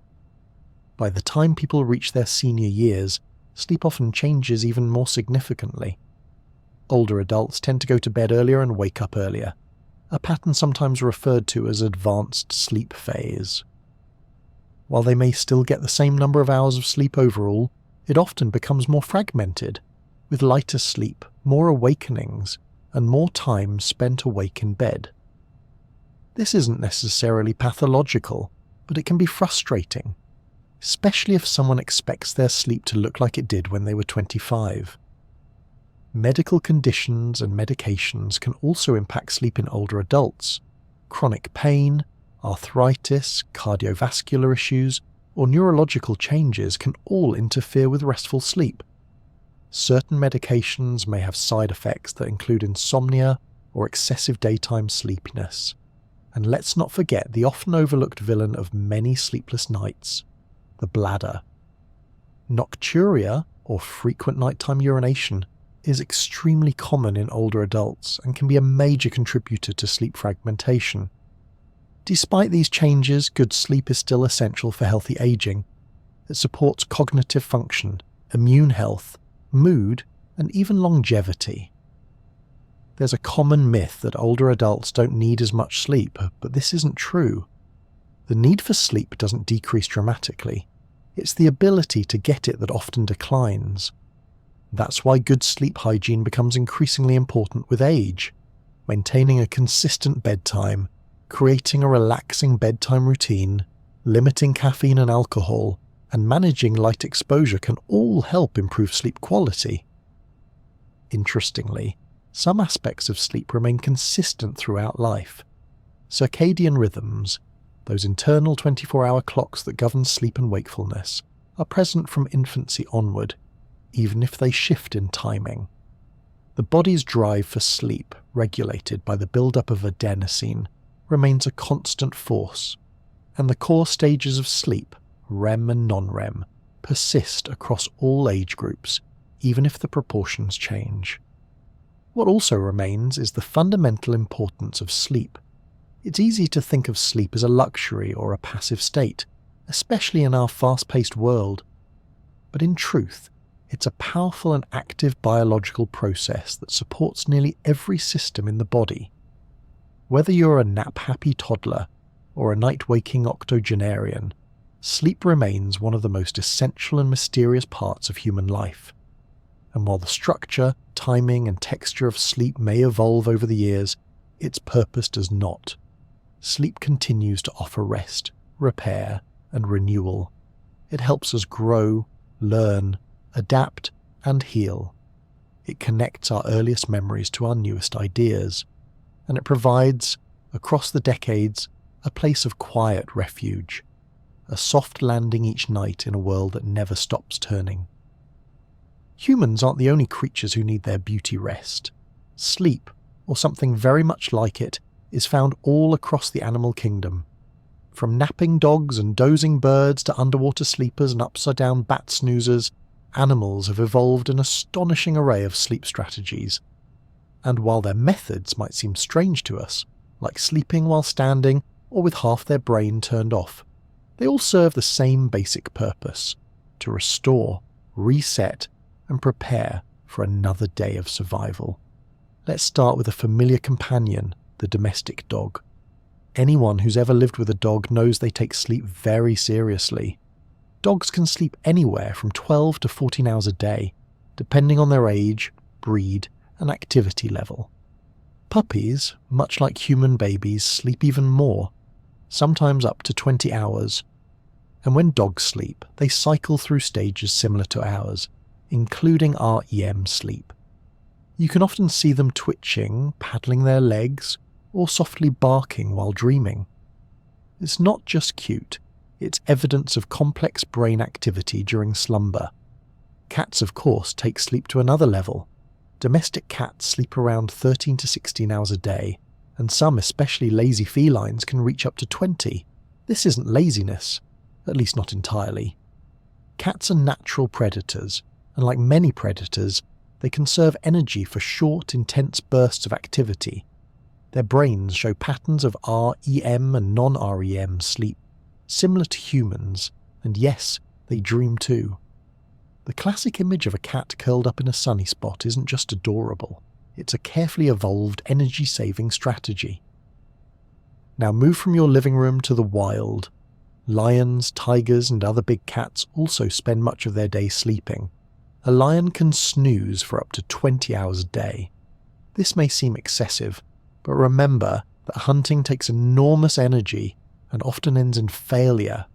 Sleeping reduces unnecessary calorie burn and keeps them in top shape for the next chase. But not all animals can afford such luxurious nap schedules. Prey animals, like deer, antelope, and rabbits, have to stay alert to avoid predators. As a result, they often sleep in short bursts, sometimes just a few minutes at a time. Their sleep tends to be lighter, and they're quick to wake at the slightest sound. Some can even sleep with one ear raised and one eye slightly open, ready to flee at the first sign of danger.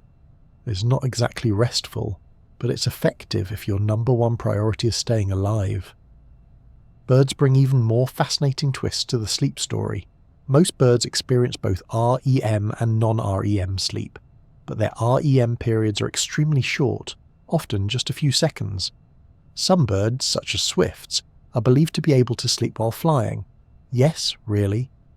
During long migratory journeys, these birds can remain airborne for days at a time, and researchers believe they sleep mid-flight using a technique called unihemispheric slow-wave sleep. This means one hemisphere of the brain sleeps while the other stays awake enough to maintain flight and avoid obstacles. Dolphins, whales, and certain species of seals do the same, but for a different reason. They need to come up for air regularly and can't fully shut down without drowning. Half-brain sleeping is their elegant workaround. This unihemispheric sleep doesn't seem to impair cognitive function either. In fact, studies have shown that animals can maintain alertness and even learn simple tasks while alternating sleep between brain hemispheres. It's like having a biological shift schedule. One side rests while the other keeps watch, and then they switch. Humans, by contrast, sleep with both hemispheres simultaneously, although there's evidence that in unfamiliar environments, one hemisphere may remain slightly more alert, a phenomenon known as the first night effect. Bats, on the other hand, do full-on, no-nonsense sleep. These creatures of the night often hang upside down in total stillness for hours. Many species sleep up to 20 hours a day, rivaling cats for the title of the animal kingdom's sleep champion. Because bats fly at night and feed on insects or fruit, their daylight hours are spent in deep rest, safe in dark, hidden roosts. Their sleep includes both REM and non-REM phases, just like ours. Elephants offer a surprising contrast. You might expect such massive animals to need loads of sleep, but they actually sleep very little, sometimes only 2 to 4 hours per day, and often standing up. In the wild, elephants are constantly on the move, searching for food and water, and always alert for danger. Their short sleep duration is likely an adaptation to this nomadic lifestyle. Interestingly, when elephants do lie down to sleep, a sign they're in a deeper sleep stage, it's often only for brief periods, and usually in the safety of a group. Giraffes were once thought to barely sleep at all, but recent observations have shown they do sleep in short bursts, often less than 5 hours a day. They may take brief naps while standing, but for REM sleep, they lie down and curl their necks around their bodies, a surprisingly graceful pose for such long-limbed creatures. Their short, fragmented sleep helps them stay alert in the open savanna, where predators are a constant threat. Then there's the octopus, which might be the strangest sleeper of them all.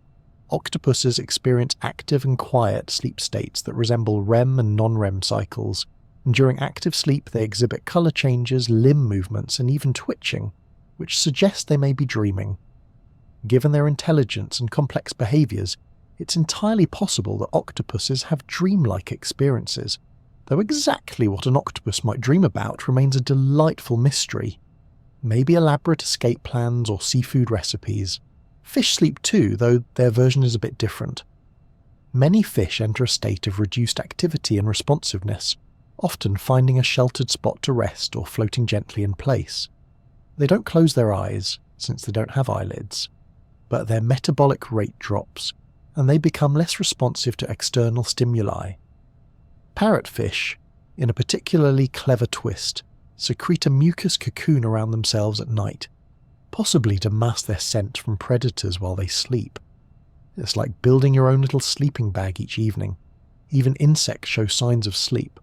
Honeybees, for example, go through rest periods where their body temperature drops, their movements slow, and they become less responsive. Sleep-deprived bees show impaired ability to communicate using their famous waggle dance. Fruit flies have also been extensively studied for sleep patterns and even exhibit sleep rebound, sleeping longer after being deprived, just like humans. In fact, some of the most fundamental discoveries in sleep research have come from studying these tiny, winged test subjects. Hibernation, though often confused with sleep, is a different beast altogether. Animals like bears, groundhogs, and bats enter hibernation to survive cold months with scarce food. Their body temperature drops significantly, heart rate slows, and metabolic processes grind down to a near halt. While hibernation includes bouts of sleep-like states, it's not the same as the nightly sleep cycles we experience. Interestingly, hibernating animals may still wake periodically and undergo brief periods of real sleep, suggesting that even in deep torpor, true sleep is still biologically necessary. In the insect world, some species enter a similar state called diapause, a form of dormancy that helps them survive unfavourable conditions. Again, it's not exactly sleep, but it's governed by similar principles, conserving energy, reducing activity, and waiting for the world to become a bit more hospitable. Despite all these differences, the fundamental patterns of sleep are astonishingly conserved across species. REM-like and non-REM-like stages exist in mammals, birds, and even reptiles, though not always in exactly the same format. The presence of sleep, or sleep-like states, in creatures as diverse as dogs, dolphins, and Drosophila flies, suggests that rest is not just a helpful adaptation, it's a core requirement for complex life. And while humans often romanticize sleep with pillows and pajamas, animals remind us that sleep is flexible, adaptable, and often creatively solved. Whether it's a bird catching Z's mid-air, a dolphin letting one hemisphere rest, or a lizard basking with one eye open, nature finds a way to balance the need for rest with the demands of survival. Sleep in the animal kingdom is as diverse and inventive as life itself. It's a testament to evolution's ingenuity that something so essential can take so many forms, but no matter how it's done, curled in a burrow, perched on a branch, or floating in the sea, the message is the same. Rest is sacred. Sleep matters. And in every corner of the animal world, creatures large and small are pausing, breathing deeply, and drifting into the quiet sanctuary of slumber. If you've ever found yourself wide awake at 3 a.m, wondering why your brain decided to replay an embarrassing moment from 7 years ago instead of letting you sleep, you've probably encountered the mysterious workings of your circadian rhythm. This internal clock is not just a poetic metaphor, it's a real, biological system that orchestrates nearly every process in your body, from sleep to hormone release to digestion and body temperature. It's the behind-the-scenes conductor of your daily physiological symphony, ticking away quietly, second by second, without ever needing a battery. The term circadian comes from the Latin circadium, meaning about a day, and that's exactly what these rhythms are. Internal processes that cycle roughly every 24 hours. But they're not just about sleep.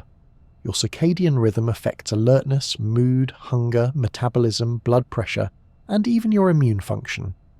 In fact, almost every cell in your body has its own mini clock, working in harmony with a master clock located in a tiny part of the brain called the suprachiasmatic nucleus, or SCN for short.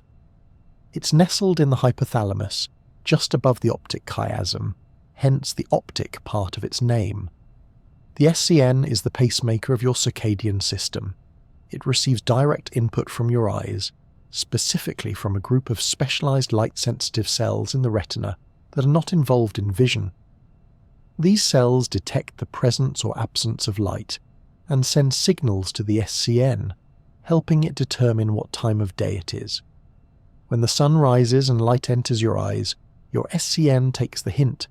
It's time to wake up, ramp up cortisol levels, raise body temperature, and suppress melatonin, the hormone that encourages sleep. At night, when the light fades, the SCN flips the switch in the opposite direction. Melatonin rises, body temperature cools, and your body starts preparing for rest. This light-based system is elegant, reliable, and deeply ancient. It evolved long before humans invented alarm clocks or espresso machines. Circadian rhythms are found in nearly all living organisms, including plants, fungi, and even bacteria.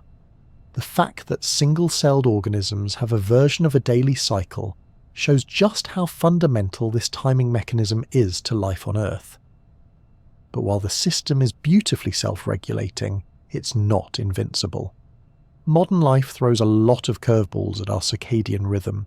Artificial lighting, screens that emit blue light, shift work, jet lag, irregular sleep schedules, and even late-night snacks can all disrupt the timing of your internal clock. And when the rhythm gets thrown off, the whole orchestra starts to falter. You might feel groggy in the morning, struggle to concentrate during the day, or find yourself wide awake when you'd rather be asleep. Let's take jet lag as an example. When you fly across several time zones, your body's internal clock remains synced to your home time zone for a while. That's why you might feel sleepy in the middle of the afternoon or alert at 2 a.m. after arriving in a new country.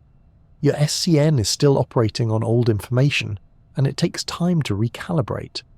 On average, it takes about 1 day per time zone crossed to fully adjust, although this varies from person to person. Exposure to natural light during the day and avoiding bright screens at night can help speed up the process. Shift work presents a more persistent challenge. If you work night shifts or rotate between day and night schedules, your circadian rhythm is constantly being asked to adapt, and it doesn't love that. Night shift workers often experience sleep disturbances, digestive issues, mood changes, and an increased risk of chronic conditions like heart disease and diabetes. It's not just the lack of sleep, it's the mismatch between the internal clock and the external environment. Trying to sleep during the day and stay alert at night is like swimming upstream, biologically speaking. Even staying up late on weekends and sleeping in the next morning can disrupt your circadian rhythm. This pattern, often called social jet lag, is common among teenagers and young adults who have early obligations during the week but stay up and sleep late on their days off. The problem is that your internal clock doesn't change as quickly as your weekend habits do. When Monday morning rolls around, your body is still trying to operate on Sunday's schedule, and everything feels harder than it should. The rhythm isn't just about sleep timing, it influences performance and alertness too. Studies have shown that reaction times, memory and problem-solving skills fluctuate throughout the day. Most people experience a natural dip in alertness in the early afternoon, which is why post-lunch meetings often feel like an endurance test. This dip is not caused by food, but by a lull in your circadian rhythm. Your body is gently nudging you toward rest, something many cultures recognize with a midday nap or siesta. There are also individual differences in circadian rhythm, often referred to as chronotypes. Some people are naturally early risers. These are the so-called morning larks. Others are night owls who feel more alert and creative in the evening. Most people fall somewhere in between, but these preferences are not just habits, they're influenced by genetics. The pair and clock genes, among others, help regulate your circadian rhythm and determine your sleep-wake tendencies. While you can shift your habits to some extent, forcing yourself into a rhythm that doesn't suit your biology can lead to fatigue, irritability, and even health problems. Speaking of health, disrupted circadian rhythms have been linked to a host of issues. Beyond the obvious fatigue and insomnia, long-term circadian misalignment has been associated with metabolic disorders, cardiovascular disease, immune dysfunction, and even certain types of cancer. The World Health Organization has classified shift work that disrupts circadian rhythms as a probable carcinogen. That may sound dramatic, but it underscores just how deeply embedded this biological timing system is in our overall health. On a cellular level, your circadian rhythm helps regulate gene expression. Thousands of genes are turned on and off in a rhythmic pattern, influencing everything from metabolism and inflammation to DNA repair. This means that the timing of certain medical treatments, like chemotherapy or blood pressure medication, could be optimized by syncing them with your circadian cycle, a field of study known as chronotherapy. It's early days yet, but the idea that when you take a drug could be as important as what you take is gaining traction. Your organs are also on the circadian schedule. The liver, for instance, follows a daily rhythm in how it metabolizes glucose and detoxifies the body. The digestive system anticipates meals based on your regular eating schedule. Your body temperature rises and falls in sync with your sleep-wake cycle, hitting its lowest point in the early hours of the morning. Even your immune system varies in activity throughout the day, with some cells becoming more active at night, possibly to take advantage of the lower energy demands of sleep. If all this sounds like a lot to keep track of, the good news is that your body handles it automatically, if you let it. Supporting your circadian rhythm doesn't require spreadsheets or precision timing. Simple habits go a long way. Exposure to natural sunlight in the morning helps anchor your internal clock and boost alertness. Keeping a consistent sleep schedule, even on weekends, reinforces your rhythm. Limiting screen time and bright light exposure before bed encourages melatonin production. Avoiding heavy meals, caffeine, and alcohol late in the evening reduces interference with your body's preparation for sleep. For night owls, shifting the internal clock earlier can be tricky, but it's possible. Gradual adjustments, like going to bed and waking up 15 minutes earlier each day, combined with morning light exposure and evening dimming, can help nudge the rhythm into a new pattern. For early birds trying to stay up later, delaying light exposure in the morning and creating a stimulating evening environment can help, although it's often a little more difficult to push the rhythm later than it is to bring it forward. Ultimately, your circadian rhythm is a deeply personal, finely tuned system that wants one thing: consistency. It doesn't need perfection, just a little cooperation. By aligning your daily routines with your internal clock, you can support better sleep, sharper cognition, improved mood, and long-term health. It's one of the simplest, most elegant biological systems we have, quietly keeping time beneath the surface of every breath, beat, and blink. And like any good conductor, when the circadian rhythm is in sync, the rest of the orchestra follows. If sleep were a symphony, melatonin would be its gentle conductor, raising the baton as the sun dips below the horizon, slowly coaxing the orchestra of your body into a softer, quieter rhythm. It's often called the sleep hormone, and while it's not the only player in your nightly descent into slumber, it certainly sets the mood. Produced by the pineal gland, a tiny pine cone-shaped structure tucked deep in the brain, melatonin's job is to whisper, not shout. It doesn't knock you out like a sedative. Instead, it nudges your body into a state of readiness, telling it, quite politely, that bedtime is approaching. Melatonin production is tightly linked to light, or more specifically to darkness. The story starts in the eyes, but not with the rods and cones that help you see. There's a special set of cells in the retina called intrinsically photosensitive retinal ganglion cells. They don't help you form images, but they are very good at detecting the presence or absence of blue light. These cells send signals to the suprachiasmatic nucleus, the master clock of your circadian rhythm. When it's dark, the SCN gives the pineal gland the green light to start producing melatonin. When it's bright, production is halted. This elegant system worked beautifully for thousands of years. Humans woke with the sun, spent the day in natural light, and fell asleep not long after sunset, guided by firelight and starlight. But modern life introduced electricity, and with it, artificial lighting and glowing screens that emit the very wavelengths of light that suppress melatonin. Blue light, in particular, the kind emitted by phones, tablets, and computer screens, tells your brain, it's daytime, even when it's midnight and you're lying in bed scrolling through trivia about wombats.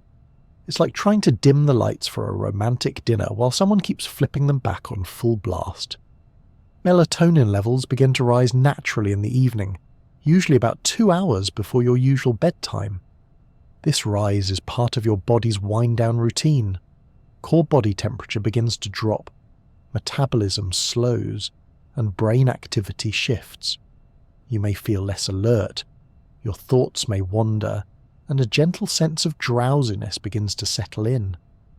That's melatonin's doing. Not knocking you over the head with a sleep hammer, but gently dimming the stage lights. Once you're asleep, melatonin doesn't stay elevated forever. It tends to peak in the middle of the night, then gradually falls as morning approaches. As light re-enters your environment, either through the window or when you flip on a lamp, melatonin levels drop sharply, signaling your body to wake up and become alert.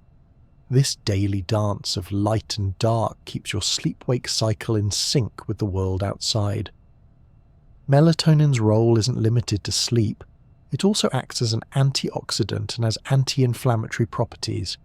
In plants, melatonin helps protect against environmental stress. In animals, including humans, it appears to play a role in regulating immune function, protecting cells from oxidative damage, and even influencing reproductive hormones. In some species, melatonin affects seasonal breeding and hibernation cycles. It's a multitasker, quietly working behind the scenes in all sorts of biological processes. Given its central role in sleep timing, melatonin supplements have become wildly popular. They're marketed as a natural way to improve sleep, ease jet lag, or adjust to shift work. In many countries, melatonin is available over the counter and millions of people take it regularly. But there are a few things worth knowing before you jump on the melatonin train. First, melatonin supplements are not sedatives. They don't make you sleepy in the same way that, say, sleeping pills do. Instead, they're chronobiotics, compounds that shift the timing of your circadian rhythm. Taking melatonin can help cue your body that it's time to sleep, but only if your timing is right. If you take it too early or too late, you might just shift your internal clock in the wrong direction. For example, if you're trying to fall asleep earlier than usual, maybe because you have an early morning flight, taking a small dose of melatonin about 2 hours before your intended bedtime can help bring on sleepiness. On the flip side, if you take it when your natural melatonin levels are already high, it may have no effect at all.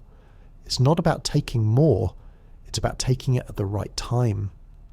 The ideal dosage is another area of confusion. Many melatonin supplements come in doses ranging from 1 milligram to 10 milligrams, and some people assume more is better. But research suggests that lower doses, around 0.3 to 1 milligram, are often just as effective and may result in fewer side effects.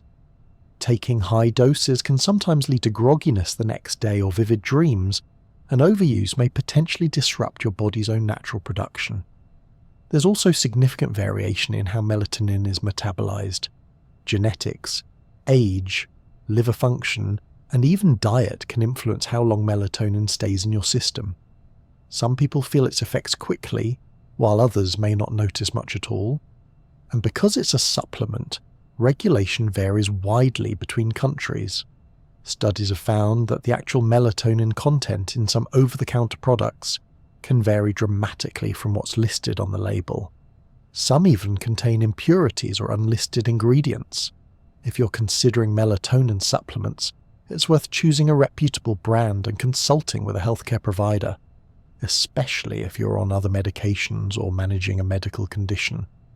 Melatonin is often recommended for jet lag, and with good reason. Crossing time zones throws off your internal clock, and melatonin can help realign it. The trick is to take it at your destination's bedtime, not your current bedtime. For instance, if you're flying east and want to fall asleep earlier in your new time zone, a low dose of melatonin taken an hour or two before your target bedtime can help your body adjust more quickly. Combined with bright light exposure in the morning and dim lighting in the evening, it can help reset your circadian rhythm and reduce that groggy, out-of-sync feeling. Shift workers also use melatonin to help adjust to irregular sleep schedules.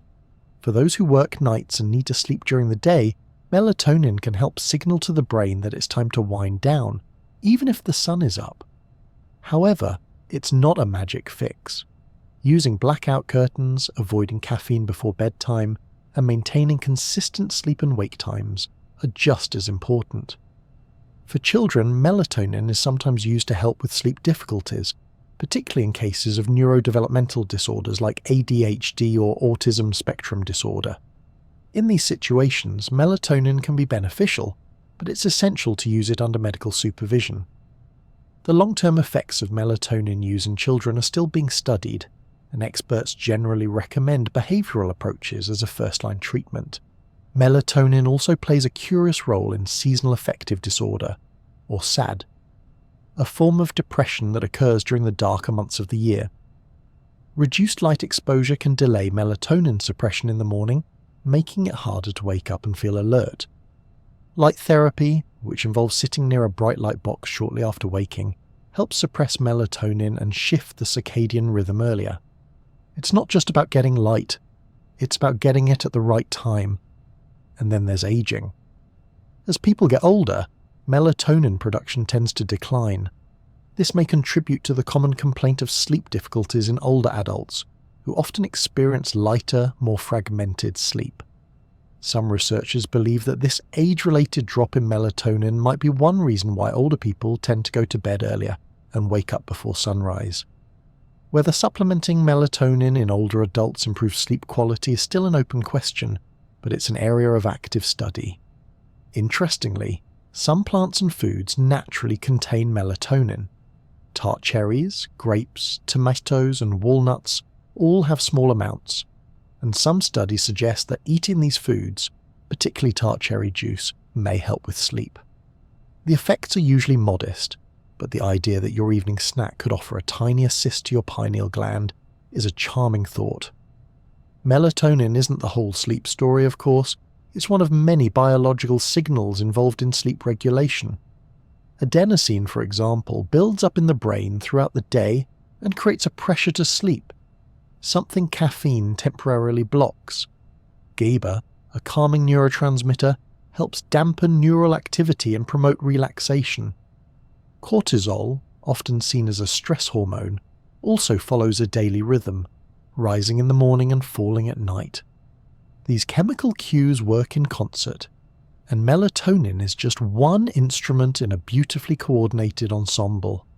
Still, melatonin holds a special place in the sleep process. It's the timekeeper, the gentle reminder that the day is winding down. It works quietly, rising in the dark, whispering to your body that rest is near.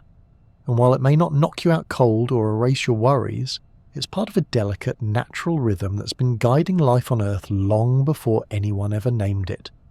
Whether you get your dose from a supplement, a bowl of cherries, or simply by stepping outside as the sun sets, melatonin remains one of nature's most elegant nudges towards sleep. Sleep is one of those things we take for granted until we don't have it. Miss one night and you might feel a little foggy. Miss two and you're cranky, clumsy and craving sugar. Stretch that deprivation even further and you'll find yourself venturing into territory that's not just uncomfortable, but genuinely alarming. Sleep is often treated like a luxury in modern life, something we can shave down to make room for other things. But make no mistake, going without sleep isn't just unpleasant, it's a physiological crisis. Let's begin with what happens when you miss a single night of sleep. For most people, this might mean staying up too late working on a project, caring for a baby, or falling into a late-night video spiral involving penguins in sweaters. Whatever the reason, the next day is usually marked by a familiar collection of symptoms: reduced alertness, trouble concentrating, slower reaction times, and an overwhelming desire to lie face down on the nearest flat surface. These effects are the result of accumulated adenosine, the sleepy time molecule that builds up in your brain during the day. Without sleep to clear it out, adenosine levels continue to rise, creating what's known as sleep pressure. Your brain is begging for rest. Cognitive function begins to suffer almost immediately. Studies have shown that a single night of sleep deprivation can impair working memory, decision-making and attention.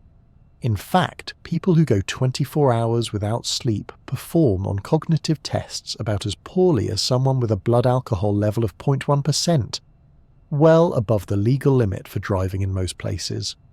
That's right, sleep deprivation can make you as impaired as if you were drunk, just without the karaoke or questionable text messages. Mood takes a hit too. Irritability, mood swings, and increased emotional reactivity are common after just one sleepless night. The amygdala, the brain's emotional alarm system, becomes more active, while the prefrontal cortex, which helps regulate emotional responses, becomes less effective. This means your brain is more likely to interpret neutral events as negative, and you're less able to handle stress. Ever noticed how everything feels harder when you're tired? It's not just you, it's your neural wiring in crisis mode. As the hours continue to tick by without sleep, things start to get weirder. Around 30 to 48 hours of sleep deprivation, you may start to experience micro-sleeps, brief episodes, lasting only a few seconds, during which the brain essentially shuts off. You may not even notice them happening. Your eyes remain open, but you zone out completely. If you're behind the wheel or operating machinery, this is obviously dangerous. Microsleeps are the body's way of forcing rest in an emergency, and they are a flashing red light on your biological dashboard. Beyond that point, cognitive performance plummets. Memory becomes unreliable. Speech can become slurred or nonsensical. Some people begin to hallucinate. These aren't vivid dreams. They're waking hallucinations caused by a brain that's running out of processing power. Visual disturbances, distorted perception of time, and paranoia can emerge. Emotional control may go completely out the window. The brain, without sleep, begins to unravel. Your physical health suffers too. Sleep is vital for immune function, and even one night of poor sleep can reduce the activity of natural killer cells, the body's frontline defense against viruses and cancer cells.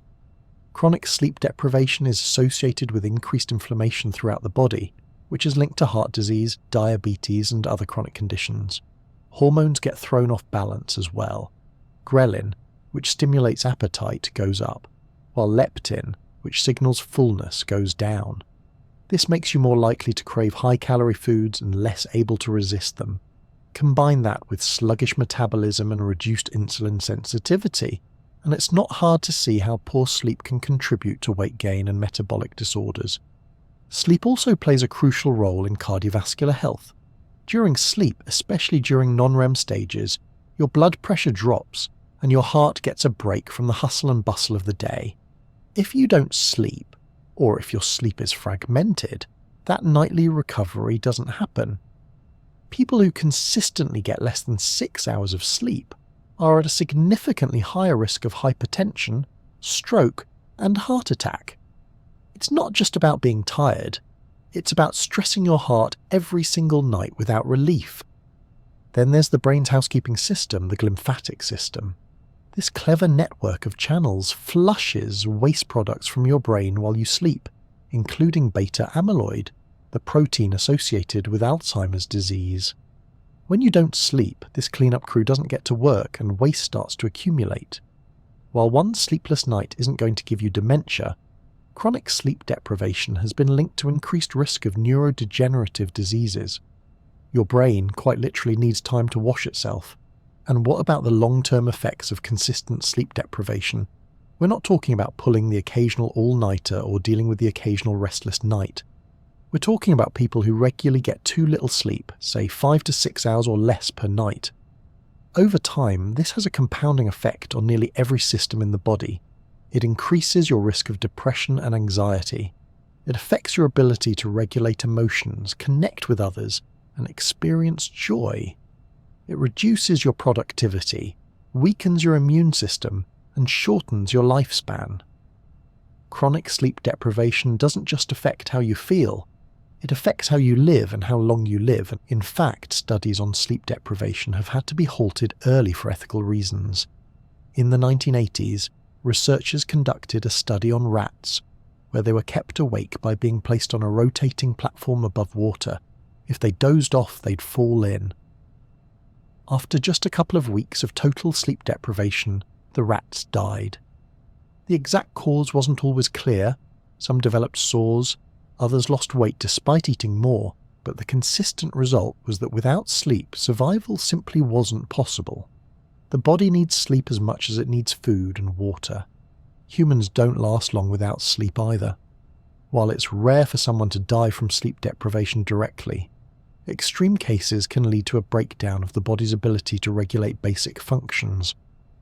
One of the most striking examples is fatal familial insomnia, a rare genetic disorder in which the ability to sleep is progressively lost. Over months, patients develop worsening insomnia, hallucinations, muscle spasms, and eventually dementia before succumbing to the disease. There is no cure, and the end comes not from an outside illness, but from the internal collapse caused by the absence of sleep. It's a haunting reminder of just how essential rest is to life, and yet sleep deprivation has often been celebrated in modern culture. We praise people who burn the midnight oil or claim to thrive on only 4 hours of sleep. There's a certain romanticism around the idea of being too busy to sleep, as if needing rest is a weakness. But the science tells a different story. People who consistently shortchange their sleep aren't getting ahead. They're slowly draining their cognitive and physical reserves. The cost may not be immediately visible, but it adds up. Behind the scenes, the body is struggling. Interestingly, we're often very bad at recognizing just how impaired we are when we're sleep deprived. People who miss sleep tend to rate their performance as better than it actually is, a sort of sleepy Dunning-Kruger effect. They're unaware of how far their alertness and cognitive function have dropped. which is part of what makes sleep deprivation so dangerous, especially in professions that require precision, judgment, and quick reactions. There's also the emotional toll. People who are sleep deprived are more likely to feel socially isolated and less likely to engage in positive social interactions. They may become more irritable, less empathetic, and more prone to conflict. Relationships can suffer not because of personality flaws, but because of poor rest. And in a beautifully ironic twist, feeling lonely can itself lead to worse sleep, creating a loop of emotional and physical exhaustion that feeds itself. Despite all this, there is good news. The effects of acute sleep deprivation can often be reversed with a few good nights of rest. The brain is remarkably resilient, and given the opportunity, it will bounce back. Sleep is a powerful healer, and the body is always ready to repair if you give it the chance. In a world that often pushes for more hours, more productivity, and more screen time, sleep remains one of the simplest and most effective ways to protect your mind, your body, and your sense of well-being. It doesn't cost anything, it doesn't require special equipment, and it doesn't demand a membership. It simply asks that you slow down, turn off the lights, and surrender to the rhythm that's been there all along. Because when you skip sleep, your body doesn't just notice, it remembers. And eventually it asks you to pay the bill. There's a certain joy in the idea of a good nap. That blissful midday pause when the world slows down, your eyelids get heavy, and the couch becomes the most welcoming place on earth. Napping is a universal human experience. It transcends culture, language, and geography. Even if you're someone who proudly claims, "I'm not a napper," odds are you've been seduced by the occasional impromptu snooze, maybe on a warm afternoon, or after a particularly large lunch, or during a very dull meeting where your brain took a mini vacation without asking permission. Napping has been part of human culture for centuries. In many parts of the world, it's a respected, even expected part of daily life. Spain is famous for the siesta, that mid-afternoon rest period where businesses close and people retreat from the heat. In Italy, they have the riposo. In Greece, you might enjoy a mesomerry nap. Even the ancient Romans were fans of midday breaks. It turns out they were onto something, because science is now catching up and confirming what many cultures have known all along. Naps can be good for you. But like most things in life, it's all about timing and context. A well-timed nap can boost alertness, mood, and memory. A poorly timed one might leave you groggy and annoyed, wondering what century you've woken up in.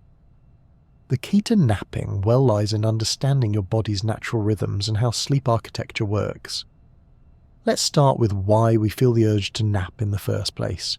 Humans have what's called a biphasic sleep pattern, meaning we have two natural dips in alertness every 24 hours. The first is at night, of course. The second, less intense dip occurs in the early to mid-afternoon, usually between 1 and 3 p.m.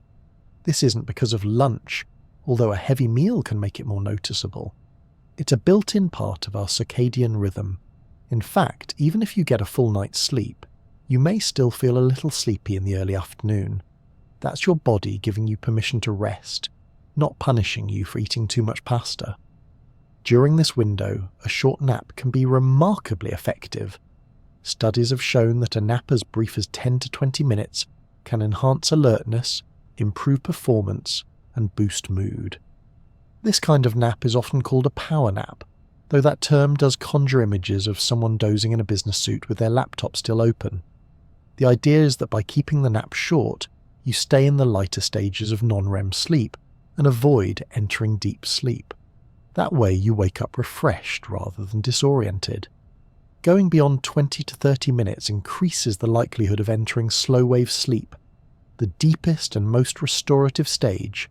While that might sound great, and it is during a full night's sleep, waking up from deep sleep in the middle of the day can leave you feeling groggy, a phenomenon known as sleep inertia. This dazed, foggy state can last for several minutes or even longer, and is not ideal if you have to jump back into a busy day. That said, longer naps do have their place. A 90-minute nap allows you to complete a full sleep cycle, moving through light sleep, deep sleep, and REM. This type of nap can be beneficial for creative problem solving, emotional processing, and learning. If you're recovering from sleep debt, sick, or just have the luxury of time, a longer nap can be remarkably restorative. The trick is knowing what you need, a quick boost or a deeper recharge. Napping has been shown to have measurable benefits across a variety of domains. In one study, people who napped for just 20 minutes performed better on tasks involving alertness and memory than those who stayed awake. Another study found that a 60-minute nap improved performance on tasks requiring cognitive flexibility. Pilots and astronauts, people who work in high-stress, high-stakes environments, often use naps to maintain performance during long missions. NASA even conducted a study that found a 40-minute nap improved alertness by 34% and performance by 16%. If it's good enough for someone landing a spacecraft, it's probably good enough for your Tuesday afternoon slump. Napping can also improve mood. A brief nap has been shown to reduce feelings of frustration, increase tolerance, and even boost emotional resilience. This is particularly useful for people who are under chronic stress, or for those who didn't get enough sleep the night before. It's a little like hitting a mental reset button. Suddenly, that thing that felt overwhelming before your nap now seems manageable. Not because the problem changed, your brain just got a chance to rest and recalibrate. Children, of course, are the champions of napping.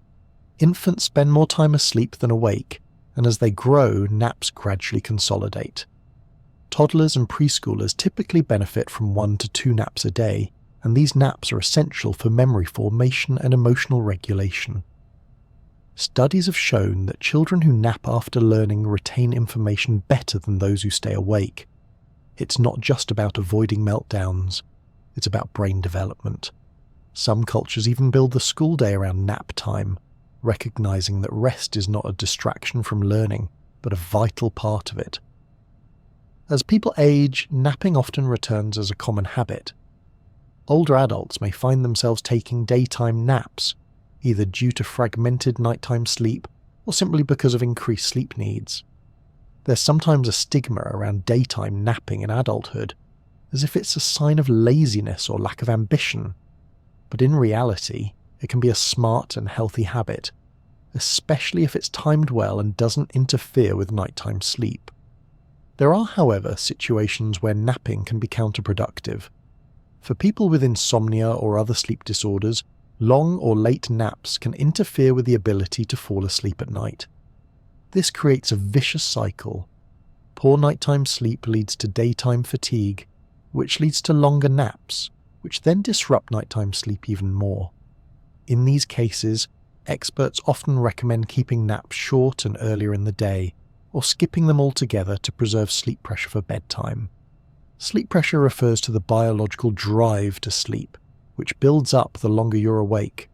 Napping relieves some of that pressure, which is great if you're feeling too sleepy to function, but not so helpful if it prevents you from falling asleep later. It's a balancing act, knowing when a nap will help and when it might backfire. Then there are the cultural quirks. In Japan, for instance, in emuri, the practice of napping in public or at work is often seen as a sign of diligence, a quiet badge of honor that says you've been working so hard you need a moment to recharge. Contrast that with workplaces in the West, where sleeping on the job is usually frowned upon unless you work at a nap pod startup. But that's changing. More companies are recognizing the benefits of strategic rest. Some forward-thinking offices now offer nap rooms, quiet zones, or flexible schedules to accommodate natural energy dips. After all, a short nap is often more effective than a third cup of coffee. Speaking of coffee, there's a clever technique known as the caffeine nap. The idea is to drink a small cup of coffee and then immediately take a short nap, around 20 minutes. Because caffeine takes about 20 to 30 minutes to kick in, you wake up just as it's beginning to work, creating a double boost in alertness. It sounds like something out of a productivity blog, but research supports it. Caffeine naps have been shown to improve performance more than either napping or caffeine alone. Just don't try this trick too late in the day unless you enjoy being wide awake at 2 in the morning contemplating your life choices. Napping doesn't require special equipment or a fancy setting. A quiet room, a comfortable chair or couch, and a bit of darkness can do wonders. Eye masks, white noise machines, or a warm blanket can enhance the experience. And if you don't actually fall asleep, that's okay. Even just lying down with your eyes closed, entering a state of rest and stillness, can help reduce stress and recharge your mental batteries. Sometimes a nap isn't about sleeping, it's about pausing. For something so simple, napping is remarkably powerful. It's a tool we can use to sharpen our minds, soothe our emotions, and restore our energy.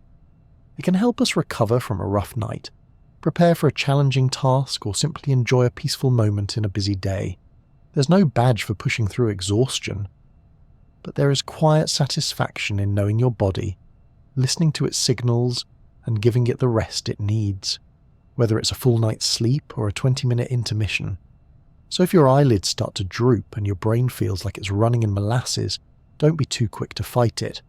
Find a cozy spot, set a gentle alarm, and give yourself permission to drift. It's not laziness, it's science, and your brain will thank you for the nap. Imagine walking into your bedroom at night. The lights are dim, the air is cool, your bed is neatly made, and your favourite blanket is waiting for you like a familiar hug. Instantly your shoulders drop, your breathing slows, and your body starts whispering, "Yes, this is the place."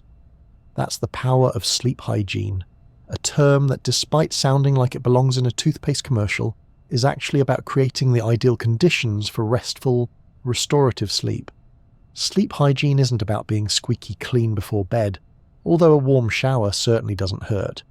It refers to a collection of behaviours, environmental cues, and daily habits that promote healthy sleep. Like brushing your teeth or stretching before exercise, good sleep hygiene helps you get the most out of your nightly rest. And it's often the first thing sleep experts look at when someone is struggling to sleep. Let's start with the basics. Consistency. Your body loves rhythm. It runs on countless biological clocks, all working together to keep you functioning smoothly. One of the most important of these is your circadian rhythm, which governs your sleep-wake cycle. Going to bed and waking up at the same time every day helps synchronize this internal clock.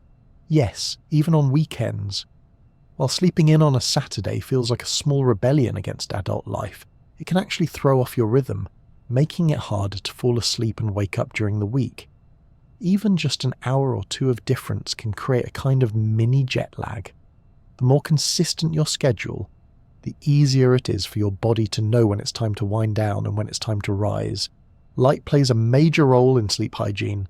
As we've learned, your brain uses light cues to regulate melatonin production, the hormone that helps you feel sleepy. Exposure to natural light during the day, especially in the morning, helps reinforce your internal clock and improves alertness. But in the evening, light can be a sleep saboteur. Blue light in particular, the kind emitted by phones, tablets, computers, and LED lights, suppresses melatonin and tricks your brain into thinking it's still daytime. That's why many experts recommend powering down screens at least an hour before bed. If that's not realistic, and let's be honest, sometimes it's not, using blue light filters, dimming screens, or wearing blue light blocking glasses can help reduce the impact. Next up, your sleep environment. Your bedroom should be a sanctuary, a place your brain associates with sleep, not with work, social media, or existential dread. Temperature matters. The ideal sleep temperature for most people is somewhere between 60 and 67 degrees Fahrenheit, or around 16 to 19 degrees Celsius. Cooler temperatures help signal to your body that it's time to sleep, mirroring the natural drop in core body temperature that happens at night. Darkness is just as important. Even small amounts of light can disrupt your sleep, especially if it's blue or white light. Blackout curtains, eye masks, or even just turning off hallway lights can make a significant difference. Your brain responds best to total darkness when it comes to deep, uninterrupted sleep. And if noise is an issue, whether it's traffic, neighbours, or your partner's surprisingly musical snoring, White noise machines, earplugs, or calming nature sounds can help mask disruptions and create a consistent auditory environment. Let's not forget your bed itself. A mattress that supports your preferred sleeping position, pillows that cradle your neck just right, and breathable sheets all contribute to sleep quality. Comfort is subjective. Some people prefer firm mattresses, others softer ones. But if you're waking up stiff, sore, or tangled in sheets like a confused burrito, it might be time to reassess your setup. Your bed should be a place your body associates with comfort and relaxation, not frustration or discomfort. Another cornerstone of good sleep hygiene is managing pre-bedtime behaviours. What you do in the hour or two before sleep matters. This is your wind-down window, and it's a great opportunity to signal to your body that rest is approaching. Establishing a calming bedtime routine can be incredibly helpful. This might include reading a book, ideally a printed one, taking a warm bath, doing some light stretching, practicing meditation or deep breathing, or sipping a non-caffeinated herbal tea. Whatever it is, the goal is to create a predictable ritual that tells your brain, we're transitioning from day to night. And then there's caffeine. Glorious life-sustaining caffeine. While it can be a helpful morning companion, it's also a potent sleep disruptor. Caffeine has a half-life of about 5 to 7 hours, which means that half the caffeine from your 3 p.m. coffee might still be lingering in your system at bedtime. Everyone metabolizes caffeine differently, but as a general rule, try to avoid it in the late afternoon and evening. That includes coffee, but also tea, soda, energy drinks, and yes, even chocolate. Alcohol is another tricky one. Many people use a drink or two to unwind in the evening, and while alcohol can help you fall asleep faster, it significantly disrupts the quality of your sleep. It suppresses REM sleep, increases nighttime awakenings, and can lead to fragmented, less restorative rest. It also relaxes the muscles in your throat, increasing the likelihood of snoring or sleep apnea events. So while a glass of wine might feel like it's helping, your brain may disagree once the night wears on. Exercise is another important piece of the puzzle.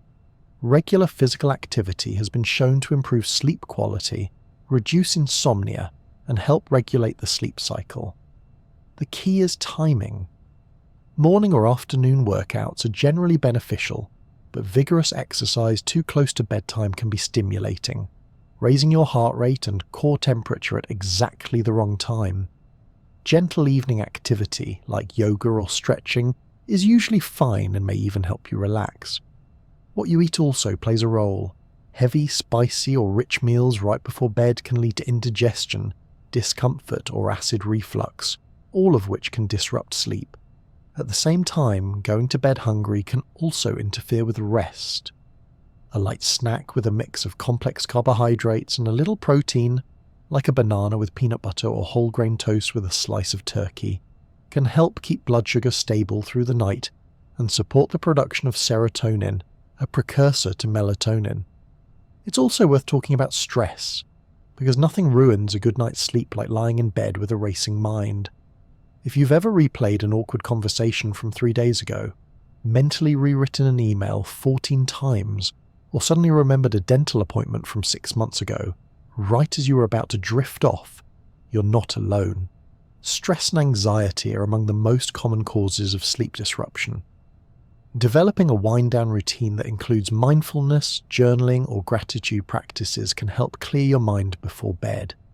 Even writing down a to-do list for the next day has been shown to help people fall asleep faster by offloading mental clutter. For those who struggle with falling asleep, there's a common but powerful rule. Get out of bed if you've been awake for more than 20 minutes. Lying in bed awake can actually condition your brain to associate the bed with wakefulness and frustration. Instead, get up and do something calming in low light. Read a book, stretch gently, listen to soft music, and return to bed when you feel sleepy again.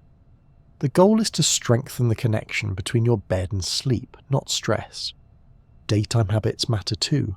Spending time in natural light, limiting naps to 20 to 30 minutes, and keeping a regular eating schedule all contribute to stronger circadian rhythms and better sleep quality.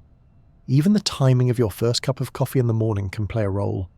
Waiting an hour or so after waking can allow your natural cortisol levels to rise and fall more effectively, rather than layering caffeine on top of an already high alertness spike. Sleep hygiene isn't about perfection. It's about creating the conditions that make sleep more likely and more restful. You don't need a perfect blackout room, an elaborate wind-down ritual, or total silence. But the more you can shape your environment and habits to support your body's natural rhythms, the more consistently you'll fall asleep easily, sleep soundly, and wake up feeling refreshed. In many ways, sleep hygiene is about respect, respecting the role that sleep plays in your life and giving it the space, time, and care it deserves. It's not a passive act. It's an active investment in your health, your mood, your focus, and your well-being. And like any good habit, the benefits compound over time. So the next time you fluff your pillow, turn off the lamp, and settle under the covers, think of it as more than just the end of your day. Think of it as a daily ritual in support of your entire self. With the right habits and a little consistency, good sleep becomes less of a struggle and more of a certainty. A nightly gift you give yourself, wrapped in quiet, comfort, and peace. Picture this. You're lying in bed, eyes closed, body relaxed, room cool and quiet. Everything is perfect, yet sleep refuses to arrive. Instead, your mind embarks on a late-night safari through every cringe-worthy moment since childhood, your to-do list for the next 3 decades, and an imaginary argument with a barista who didn't put the lid on properly. If this sounds familiar, you're not alone. Difficulty falling asleep, staying asleep, or waking up too early and feeling like you've barely closed your eyes. These are all hallmarks of insomnia, one of the most common sleep disorders worldwide. Insomnia isn't just a nuisance, it's a condition that can erode mental sharpness, sap energy, fray emotions, and cast a heavy fog over your entire day. And despite what popular culture might suggest, it isn't always about dramatic tossing and turning in the dark. Sometimes it's subtle, creeping in over time until poor sleep becomes the new normal. There are 2 main types of insomnia: acute and chronic. Acute insomnia is short-term and usually linked to a specific stressor. An upcoming presentation, a breakup, a noisy neighbour who practices the trombone at 2 a.m. It tends to resolve on its own once the underlying issue fades. Chronic insomnia, on the other hand, is a more persistent beast. It occurs at least 3 nights a week for 3 months or more, and often sticks around even after the original cause is gone. Insomnia doesn't always happen in isolation. It can be a symptom of other issues like anxiety, depression, chronic pain, or restless leg syndrome. Medications, hormonal changes, and even certain lifestyle habits, like irregular sleep schedules or excessive caffeine use, can also play a role. Sometimes, ironically, the harder you try to sleep, the more elusive it becomes. It's the only basic bodily function where effort often works against you. You can't force sleep. You can only invite it patiently, like a shy cat who might grace you with its presence, only if you pretend not to care. What's happening in the brain during insomnia is fascinating. In healthy sleep, the brain gradually reduces its arousal systems, like turning down the lights in a theatre. But in people with insomnia, those arousal systems remain unusually active, even during periods when they appear to be sleeping. Brain scans have shown increased activity in regions associated with alertness, emotion, and self-reflection. This means that even if someone with insomnia is technically asleep, their sleep may be lighter, more fragmented, and less restorative. One of the most effective treatments for chronic insomnia is cognitive behavioral therapy for insomnia, or CBTI. It's a structured, evidence-based approach that addresses both the thoughts and behaviors that contribute to sleep problems. Unlike sleeping pills, which can be helpful in the short term but often lose effectiveness or come with side effects, CBTI tackles the root of the issue and has been shown to produce long-lasting improvements. CBTI usually includes several components. The first is sleep restriction, not as terrifying as it sounds. The idea is to match the amount of time you spend in bed with the amount of time you are actually sleeping to build up stronger sleep pressure. If someone is spending 8 hours in bed but only sleeping 6, they might start by limiting time in bed to 6 hours, then gradually increase it as sleep becomes more consolidated. This helps re-establish a healthier relationship between bed and sleep. Another key part is stimulus control. This involves breaking the association between the bed and wakefulness. If you can't fall asleep within about 20 minutes, the recommendation is to get up and do something quiet and calming in low light, then return to bed when sleepy. Over time, this retrains the brain to associate the bed only with sleep, and, for most adults, intimacy, not with frustration, clock watching, or scrolling through questionable internet rabbit holes. CBTI also addresses the racing thoughts that often accompany insomnia. Techniques like cognitive restructuring help challenge and replace unhelpful beliefs, like, "I must get 8 hours or tomorrow is ruined," with more realistic and forgiving ones.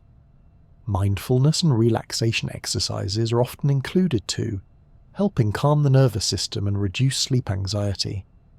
For many, simply learning that waking up in the night is normal, and that not every poor night ruins the next day, can be a powerful relief. While CBTI is highly effective, it's not always easy to find a trained provider. Fortunately, digital versions have emerged, offering structured programs online with similar success rates. These can be a helpful and accessible option for people who might not have access to in-person therapy. Some sleep centers and apps even integrate wearable data, offering personalized feedback on sleep timing and quality. Medication still plays a role in some cases.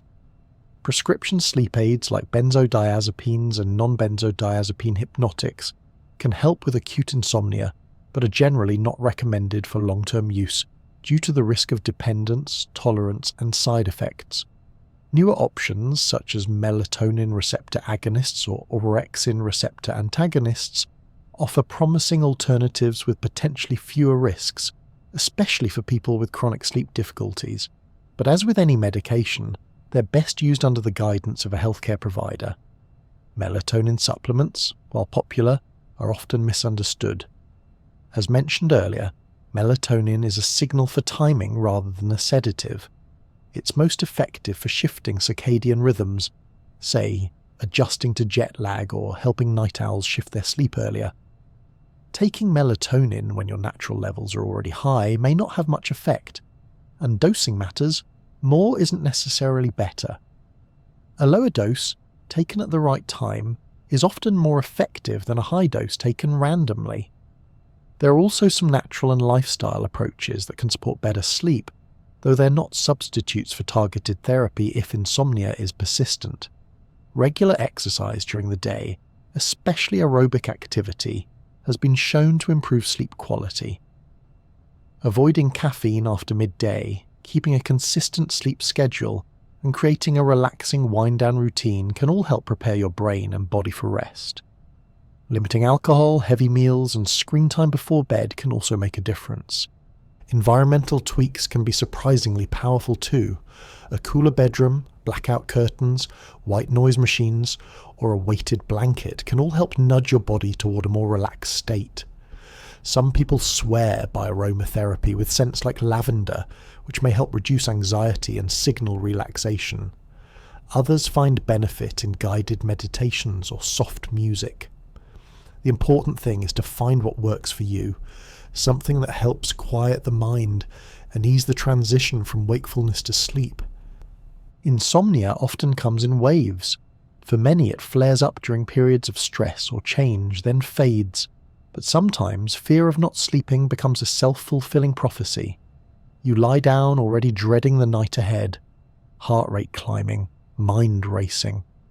That anticipatory anxiety alone can keep you awake. Recognizing and breaking that cycle, through education, behavioral changes, and sometimes a bit of help, is key. For those with other conditions that impact sleep, treating the underlying issue is crucial. For example, people with anxiety or depression often experience insomnia as a symptom. Addressing the mental health condition often improves sleep. Similarly, managing chronic pain, sleep apnea, or hormonal changes can relieve the burden on nighttime rest. In some cases, sleep issues reveal underlying health problems that would otherwise go unnoticed. One of the most important things anyone dealing with insomnia can do is to drop the guilt. Struggling to sleep isn't a moral failing or a sign of weakness. It's a complex interaction of biology, psychology, and environment. And while society often glorifies productivity and sleep deprivation, the truth is that rest is not a luxury, it's a necessity. You don't need to earn your sleep, you just need to allow it. Everyone has the occasional sleepless night. It becomes a problem when it's frequent, distressing, and impacts your ability to function during the day. But help is out there, and better sleep is absolutely possible. It might take a little patience, a few habit shifts, and sometimes professional support, but your body wants to sleep. It's designed for it. Sometimes it just needs the right conditions and a little encouragement. And so, if you find yourself staring at the ceiling long after midnight, know this: you're not alone and you're not broken. Your brain may be busy now, but it remembers how to rest. Like a forgotten melody, sleep can be rediscovered. One breath, one evening, one gentle night at a time. Let's say you're getting your 7 to 9 hours of sleep each night. You've perfected your sleep hygiene. No blue lights before bed, your room is as cool and quiet as a high-end cave, and you've mastered the art of the relaxing wind-down routine. But even with all of this, you wake up feeling like you've wrestled with a ghost all night and somehow lost. Your brain is foggy, your mood is low, and no amount of coffee seems to put the pieces back together. If this sounds familiar, you might be dealing with something more complicated than insomnia. You might be encountering one of the many other sleep disorders that fly under the radar, but can seriously disrupt your nights and your days. Sleep disorders are more common than you might think. Millions of people struggle with them, often without even knowing the name of the condition they're experiencing. They come in many forms, some loud and dramatic, others sneaky and silent, but they all share a common trait. They interfere with your ability to get restful, restorative sleep. Let's start with one of the most well-known and widely underdiagnosed: sleep apnea. If your partner has ever told you that you snore like a freight train, or that you stop breathing in your sleep and then suddenly gasp like you're surfacing from a deep dive, this might be your culprit. Sleep apnea is a disorder in which your breathing repeatedly stops and starts throughout the night. The most common type, obstructive sleep apnea, happens when the muscles at the back of your throat relax too much, causing your airway to narrow or close. Central sleep apnea, less common, involves a failure of the brain to send the proper signals to the muscles that control breathing. Regardless of the type, the result is fragmented, poor quality sleep and a drop in blood oxygen levels. People with sleep apnea often don't remember waking up, but they might wake hundreds of times a night, just for a few seconds each time, as the brain jolts them awake to reopen the airway. This constant cycle prevents deep sleep and can lead to daytime fatigue, memory problems, mood swings, and even an increased risk of high blood pressure, heart disease, and stroke. Diagnosis typically involves a sleep study, either at a sleep center or with a take-home device that monitors your breathing, oxygen levels, heart rate, and brain activity overnight. Treatment often includes a CPAP machine, which stands for Continuous Positive Airway Pressure. This device keeps your airway open with a gentle stream of air, delivered through a mask you wear while you sleep. While it might not be the most glamorous bedtime accessory, many people find that once they adjust, their sleep and quality of life improves dramatically. Other treatments include oral appliances, weight loss, positional therapy, or surgery, depending on the severity and underlying causes. Another surprisingly common sleep issue is restless leg syndrome, or RLS. If you've ever had the overwhelming urge to move your legs at night, an itchy, twitchy, crawling sensation that only eases when you stretch, walk, or fidget, you might have experienced this firsthand. RLS often strikes during the evening or nighttime hours, just when you're trying to relax. It can make falling asleep feel like trying to meditate on a trampoline. The condition is believed to involve the brain's dopamine system and may have a genetic component. Iron deficiency can also play a role, as can certain medications. Treatment depends on severity. Mild cases may respond to lifestyle changes like reducing caffeine, alcohol and tobacco, getting regular exercise, and maintaining good sleep hygiene. More severe cases may require medications that affect dopamine levels or other neurological pathways. The key is not to ignore the symptoms or dismiss them as mere restlessness. Chronic RLS can lead to significant sleep disruption and reduced quality of life. Closely related is periodic limb movement disorder, or PLMD, where the sleeper's legs or arms move involuntarily in rhythmic jerks, often every 20 to 40 seconds. Unlike RLS, which involves discomfort and urge to move while awake, PLMD occurs during sleep and often without the sleeper's awareness. It can disrupt sleep architecture and lead to excessive daytime sleepiness. Some people have both RLS and PLMD, making bedtime a particularly acrobatic experience. Then there's narcolepsy, a condition that is often misunderstood and unfairly reduced to punchlines in sitcoms. Narcolepsy is a chronic neurological disorder that affects the brain's ability to regulate sleep-wake cycles. People with narcolepsy experience excessive daytime sleepiness, and some may have sudden sleep attacks, where they fall asleep unexpectedly, even in the middle of activities like eating or talking. It's not about laziness or poor sleep habits. It's a serious condition with deep biological roots. Narcolepsy comes in two main types, with cataplexy and without. Cataplexy is a sudden loss of muscle tone triggered by strong emotions like laughter, surprise, or anger. It can be as subtle as facial drooping or as dramatic as complete muscle collapse, all while the person remains conscious. Narcolepsy is also associated with disrupted nighttime sleep, vivid hallucinations when falling asleep or waking up, and sleep paralysis. The condition is believed to involve a deficiency in hypocretin, a brain chemical that helps regulate wakefulness. Diagnosis usually requires a sleep study followed by a multiple sleep latency test, which measures how quickly and how often you enter REM sleep during a series of daytime naps. Treatment includes medications like stimulants to promote wakefulness, antidepressants for cataplexy, and behavioral strategies like scheduled naps and sleep hygiene. Speaking of sleep paralysis, that terrifying state where you wake up but can't move or speak, it's surprisingly common. Around 1 in 4 people experience it at least once in their life. It typically occurs during transitions in and out of REM sleep, when the brain wakes up but the body's muscle paralysis hasn't yet worn off. Some people experience hallucinations during sleep paralysis, visual, auditory, or tactile, which can make the experience feel like a scene from a horror movie. Thankfully, while scary, it's harmless and usually short-lived. Reducing stress, improving sleep habits, and ensuring consistent sleep can help reduce its frequency. For those who find themselves acting out dreams, kicking, punching, talking, or even leaping out of bed, REM sleep behavior disorder might be the cause. In normal REM sleep, the body enters atonia, a temporary paralysis that prevents us from acting out our dreams. In REM sleep behavior disorder, this mechanism fails, allowing people to physically respond to their dreams. This condition is more common in older adults and can be associated with neurodegenerative disorders like Parkinson's disease. It's important to distinguish REM sleep behavior disorder from sleepwalking, which typically occurs during deep non-REM sleep, often in the first half of the night. Sleepwalking can involve simple actions like sitting up in bed or more complex behaviors like leaving the house or rearranging furniture.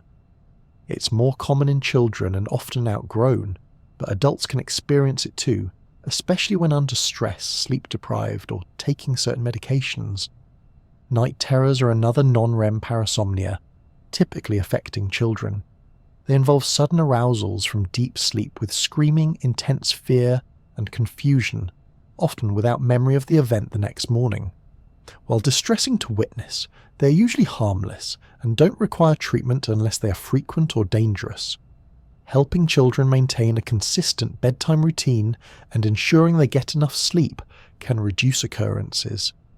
Circadian rhythm disorders round out the list of common but often overlooked sleep issues. These include delayed sleep phase disorder, where the person's internal clock is shifted later than normal. Think of the teenager who naturally falls asleep at 2 a.m. and struggles to wake up for school. There's also advanced sleep phase disorder, more common in older adults, where people feel sleepy in the early evening and wake up around 4 a.m.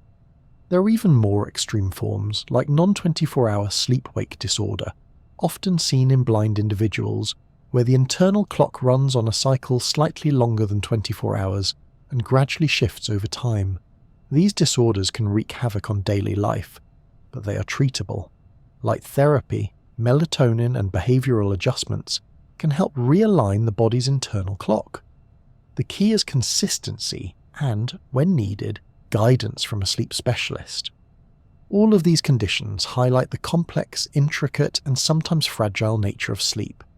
It's not just about how much you sleep, but how well your body cycles through its stages, maintains its rhythm, and responds to internal and external cues. When something goes awry, the consequences ripple through your memory, mood, focus, and overall health. If you suspect a sleep disorder, it's worth seeking help.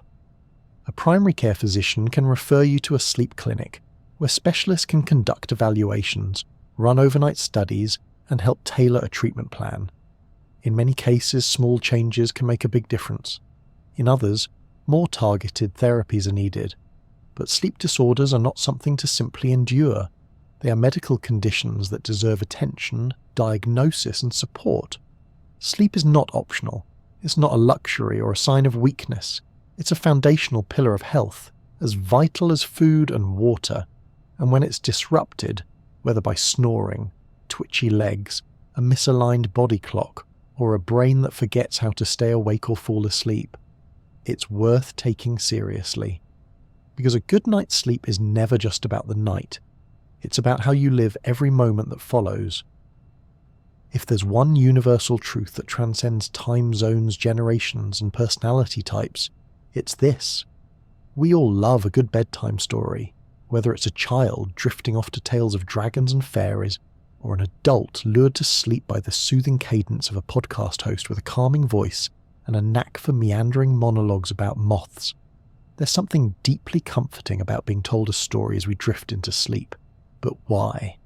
What is it about a narrative that helps us relax, unwind, and finally give ourselves permission to let go of the day? To answer that, we need to dive into the psychology of the bedtime routine, specifically the rituals and cues we use to signal to our brains that it's okay to stop thinking, striving, and scrolling. Sleep doesn't arrive like flipping a switch. It's more like easing down a dimmer, and storytelling, in all its forms, is one of the oldest and most effective ways we do that. Before the invention of blackout curtains, alarm clocks, and memory foam, humans sat around fires, told stories, watched the stars, and listened to the sounds of the night. This quiet communal time at dusk served not only as entertainment, but also as a signal to the brain that the active part of the day was done. As the firelight flickered and voices softened, heart rate slowed, muscles relaxed, and the mind began its descent into rest. Even in our modern lives, those primal rhythms remain. Today's storytelling might come in different forms: novels, audiobooks, sleep apps, ASMR videos, even nature documentaries whispered with the gentle rhythm of waves, but the effect is similar. These experiences provide a structured, gentle distraction from the mental noise of the day. When your brain is galloping from task to task, it doesn't easily leap into stillness, but give it a story, a trail to follow, a rhythm to match, and suddenly it has something to anchor itself to. Cognitive behavioral researchers refer to this as cognitive shuffling. The idea is that when your brain is given a sequence of loosely connected, mildly interesting thoughts, like those found in a calming story, it stops racing. Your working memory relaxes, your sense of urgency fades, and your body starts releasing the physiological grip of the day. You're not being lulled into sleep through boredom, but through redirection. The brain is gently entertained, but not so stimulated that it needs to stay alert. This is also why the best bedtime stories for adults aren't cliffhangers. You don't want plot twists or unresolved suspense right before bed.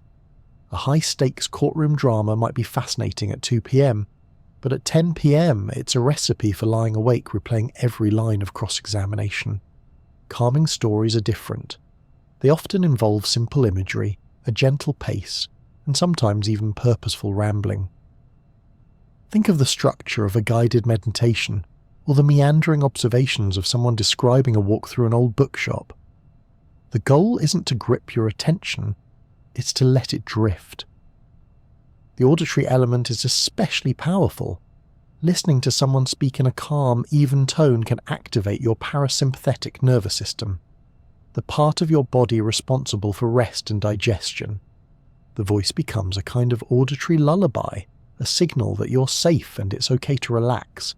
That's why bedtime story podcasts often use soft, slow delivery, minimal background music, and storylines that focus more on atmosphere than action. Some even encourage listeners to let their minds wander and not worry about following every detail. That's not poor storytelling, it's intentional design. This idea of narrative-induced calm isn't just anecdotal. Research has shown that engaging with calming stories before bed can reduce cortisol levels, lower heart rate, and decrease the time it takes to fall asleep. In a study of adults with mild insomnia, those who listened to audiobooks or guided narratives at bedtime reported improved sleep quality and less nighttime wakefulness. The effect wasn't dramatic, but it was consistent, and in the world of sleep, even small improvements can feel life-changing. It's not just fiction that works. Some people find non-fiction stories just as effective, especially if they're gently delivered. Think about the structure of a documentary about the migration of sea turtles, or a slow-paced travelogue about quiet villages in rural France. The information might be real, but the way it's presented can have a profoundly calming effect. It's the difference between reading the news and reading about moss-covered stone walls in the Scottish Highlands. One raises your blood pressure, the other lowers it. The visual component can matter too, though it comes with a caveat. Watching a screen before bed isn't ideal due to the blue light that suppresses melatonin, but many sleep-focused videos are designed with this in mind. They use warm lighting, minimal motion, and low-saturation colours to avoid stimulating the visual system. Some people find that slow TV, programs showing train journeys, knitting, or the quiet routine of someone making tea helps them relax. It's not about excitement, it's about immersion in calm. There's also the idea of narrative familiarity. Listening to the same story or show night after night might seem repetitive, but it's actually a useful sleep aid. Familiar stories reduce cognitive effort. Your brain doesn't need to work to follow the plot or worry about what comes next. Instead, it leans into the comfort of predictability. This is why some people fall asleep to the same audiobook or series night after night. It's not because they haven't finished it, but because they've built a mental association between that narrative and the process of falling asleep. Children, of course, have this instinct down to an art. Many children want the same story read in the same voice every night, even if the pages are falling out and the ending is memorized by heart. They're not bored, they're comforted. They know the arc of the story, the rise and fall of the words, the exact moment when their brain can start letting go. Adults may not read Goodnight Moon before bed, but the principle still applies. Storytelling can also help quiet the inner monologue. For people who struggle with anxiety or overthinking at night, intrusive thoughts can feel like an uninvited guest that just won't leave.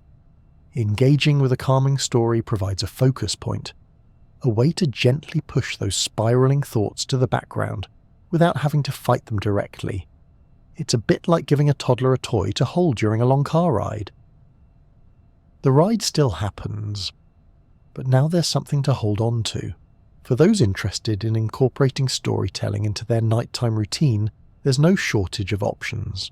Audiobooks are a classic choice.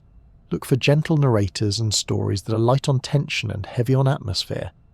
Podcasts like Nothing Much Happens or Sleepy are designed specifically for sleep, with slow-paced narratives and a focus on sensory detail. Apps like Calm and Headspace offer sleep stories read by voices like Matthew McConaughey or Stephen Fry, familiar, soothing, and just engaging enough to carry you gently into sleep. And of course, there's the option of reading yourself, old-fashioned but still effective, choosing a paper book or an e-reader with a warm backlight, picking a story you know well, and reading by dim light can be a powerful part of a sleep routine. The act of turning pages, the tactile feel of the book, the predictable rhythm of reading, all of these send signals to your brain that it's time to let go. Some people even create their own mental stories, a kind of imagination meditation. Visualizing a calming scene, like walking through a forest or sitting by a quiet lake, and narrating it internally can mimic the structure of a bedtime story and lead to similar effects. These self-directed narratives can be especially helpful for people who wake in the night and need a way to calm the mind without turning on a device. What's clear is that storytelling in all its forms is more than entertainment. It's a tool, a bridge between the waking world and the dream world. It grounds us, soothes us, and gently carries us to the threshold of sleep. In a world that often feels chaotic, demanding, and overstimulated, the simple act of listening to a story at night can feel revolutionary. It's not childish, it's not indulgent, it's ancient, human, and deeply wise. Because sometimes, what you need most is not another productivity hack, another late-night scroll, or another effort to force yourself into sleep. Sometimes, you just need to be told a story, a soft voice in the dark saying, "You're safe now. You've done enough. Let me take it from here." And with that, sleep isn't something to chase. It becomes something you allow, something you welcome, something you remember how to do, one word at a time. And now, as we draw the covers around this long, gentle exploration of sleep, the elixir of life, it's time to settle into stillness. We've wandered through the rhythms of circadian clocks, tiptoed through the dreamscapes of REM, traced the delicate threads of melatonin, and even spent time with napping cats, restless legs, and soothing bedtime stories. From the science of sleep cycles to the art of winding down, we've followed sleep across biology, behavior, and bedtime rituals. If there's one thing this quiet journey has made clear, it's that sleep is not just something we do. It's something that does things for us. It restores, reorganizes, repairs, and revives. It shapes our memory, balances our emotions, supports our immune system, and even, in its own quiet way, helps us understand ourselves. It is a biological necessity dressed up as a nightly miracle, and it is yours, freely given, each and every night. Now, before your thoughts drift off completely, before your eyelids get too heavy and your breathing begins to soften, I'll ask once more, gently, the questions I asked when we began. Where are you listening from tonight? And what time is it for you right now, wherever you are? I hope this journey has helped you wind down, perhaps learn a little something along the way, and I sincerely hope it hasn't been so interesting that you're still wide awake. But if you are, well, at least you're better informed about why that might be. If you've enjoyed this journey with me here at The Sleepy Scientist, it would mean the world if you'd tap the like button, subscribe for more relaxing explorations, and maybe even leave a comment sharing where you're tuning in from. It's always a joy to see this sleepy little community stretch out across the globe. And finally, a gentle reminder. While we've covered a lot of fascinating and helpful information about sleep, this video is for educational purposes only and is not a substitute for professional medical advice, diagnosis, or treatment. If sleep troubles are impacting your daily life, please speak to a qualified healthcare provider who can guide you with care. For now, let your body sink a little deeper into rest. You've learned, you've listened, and now it's time to sleep.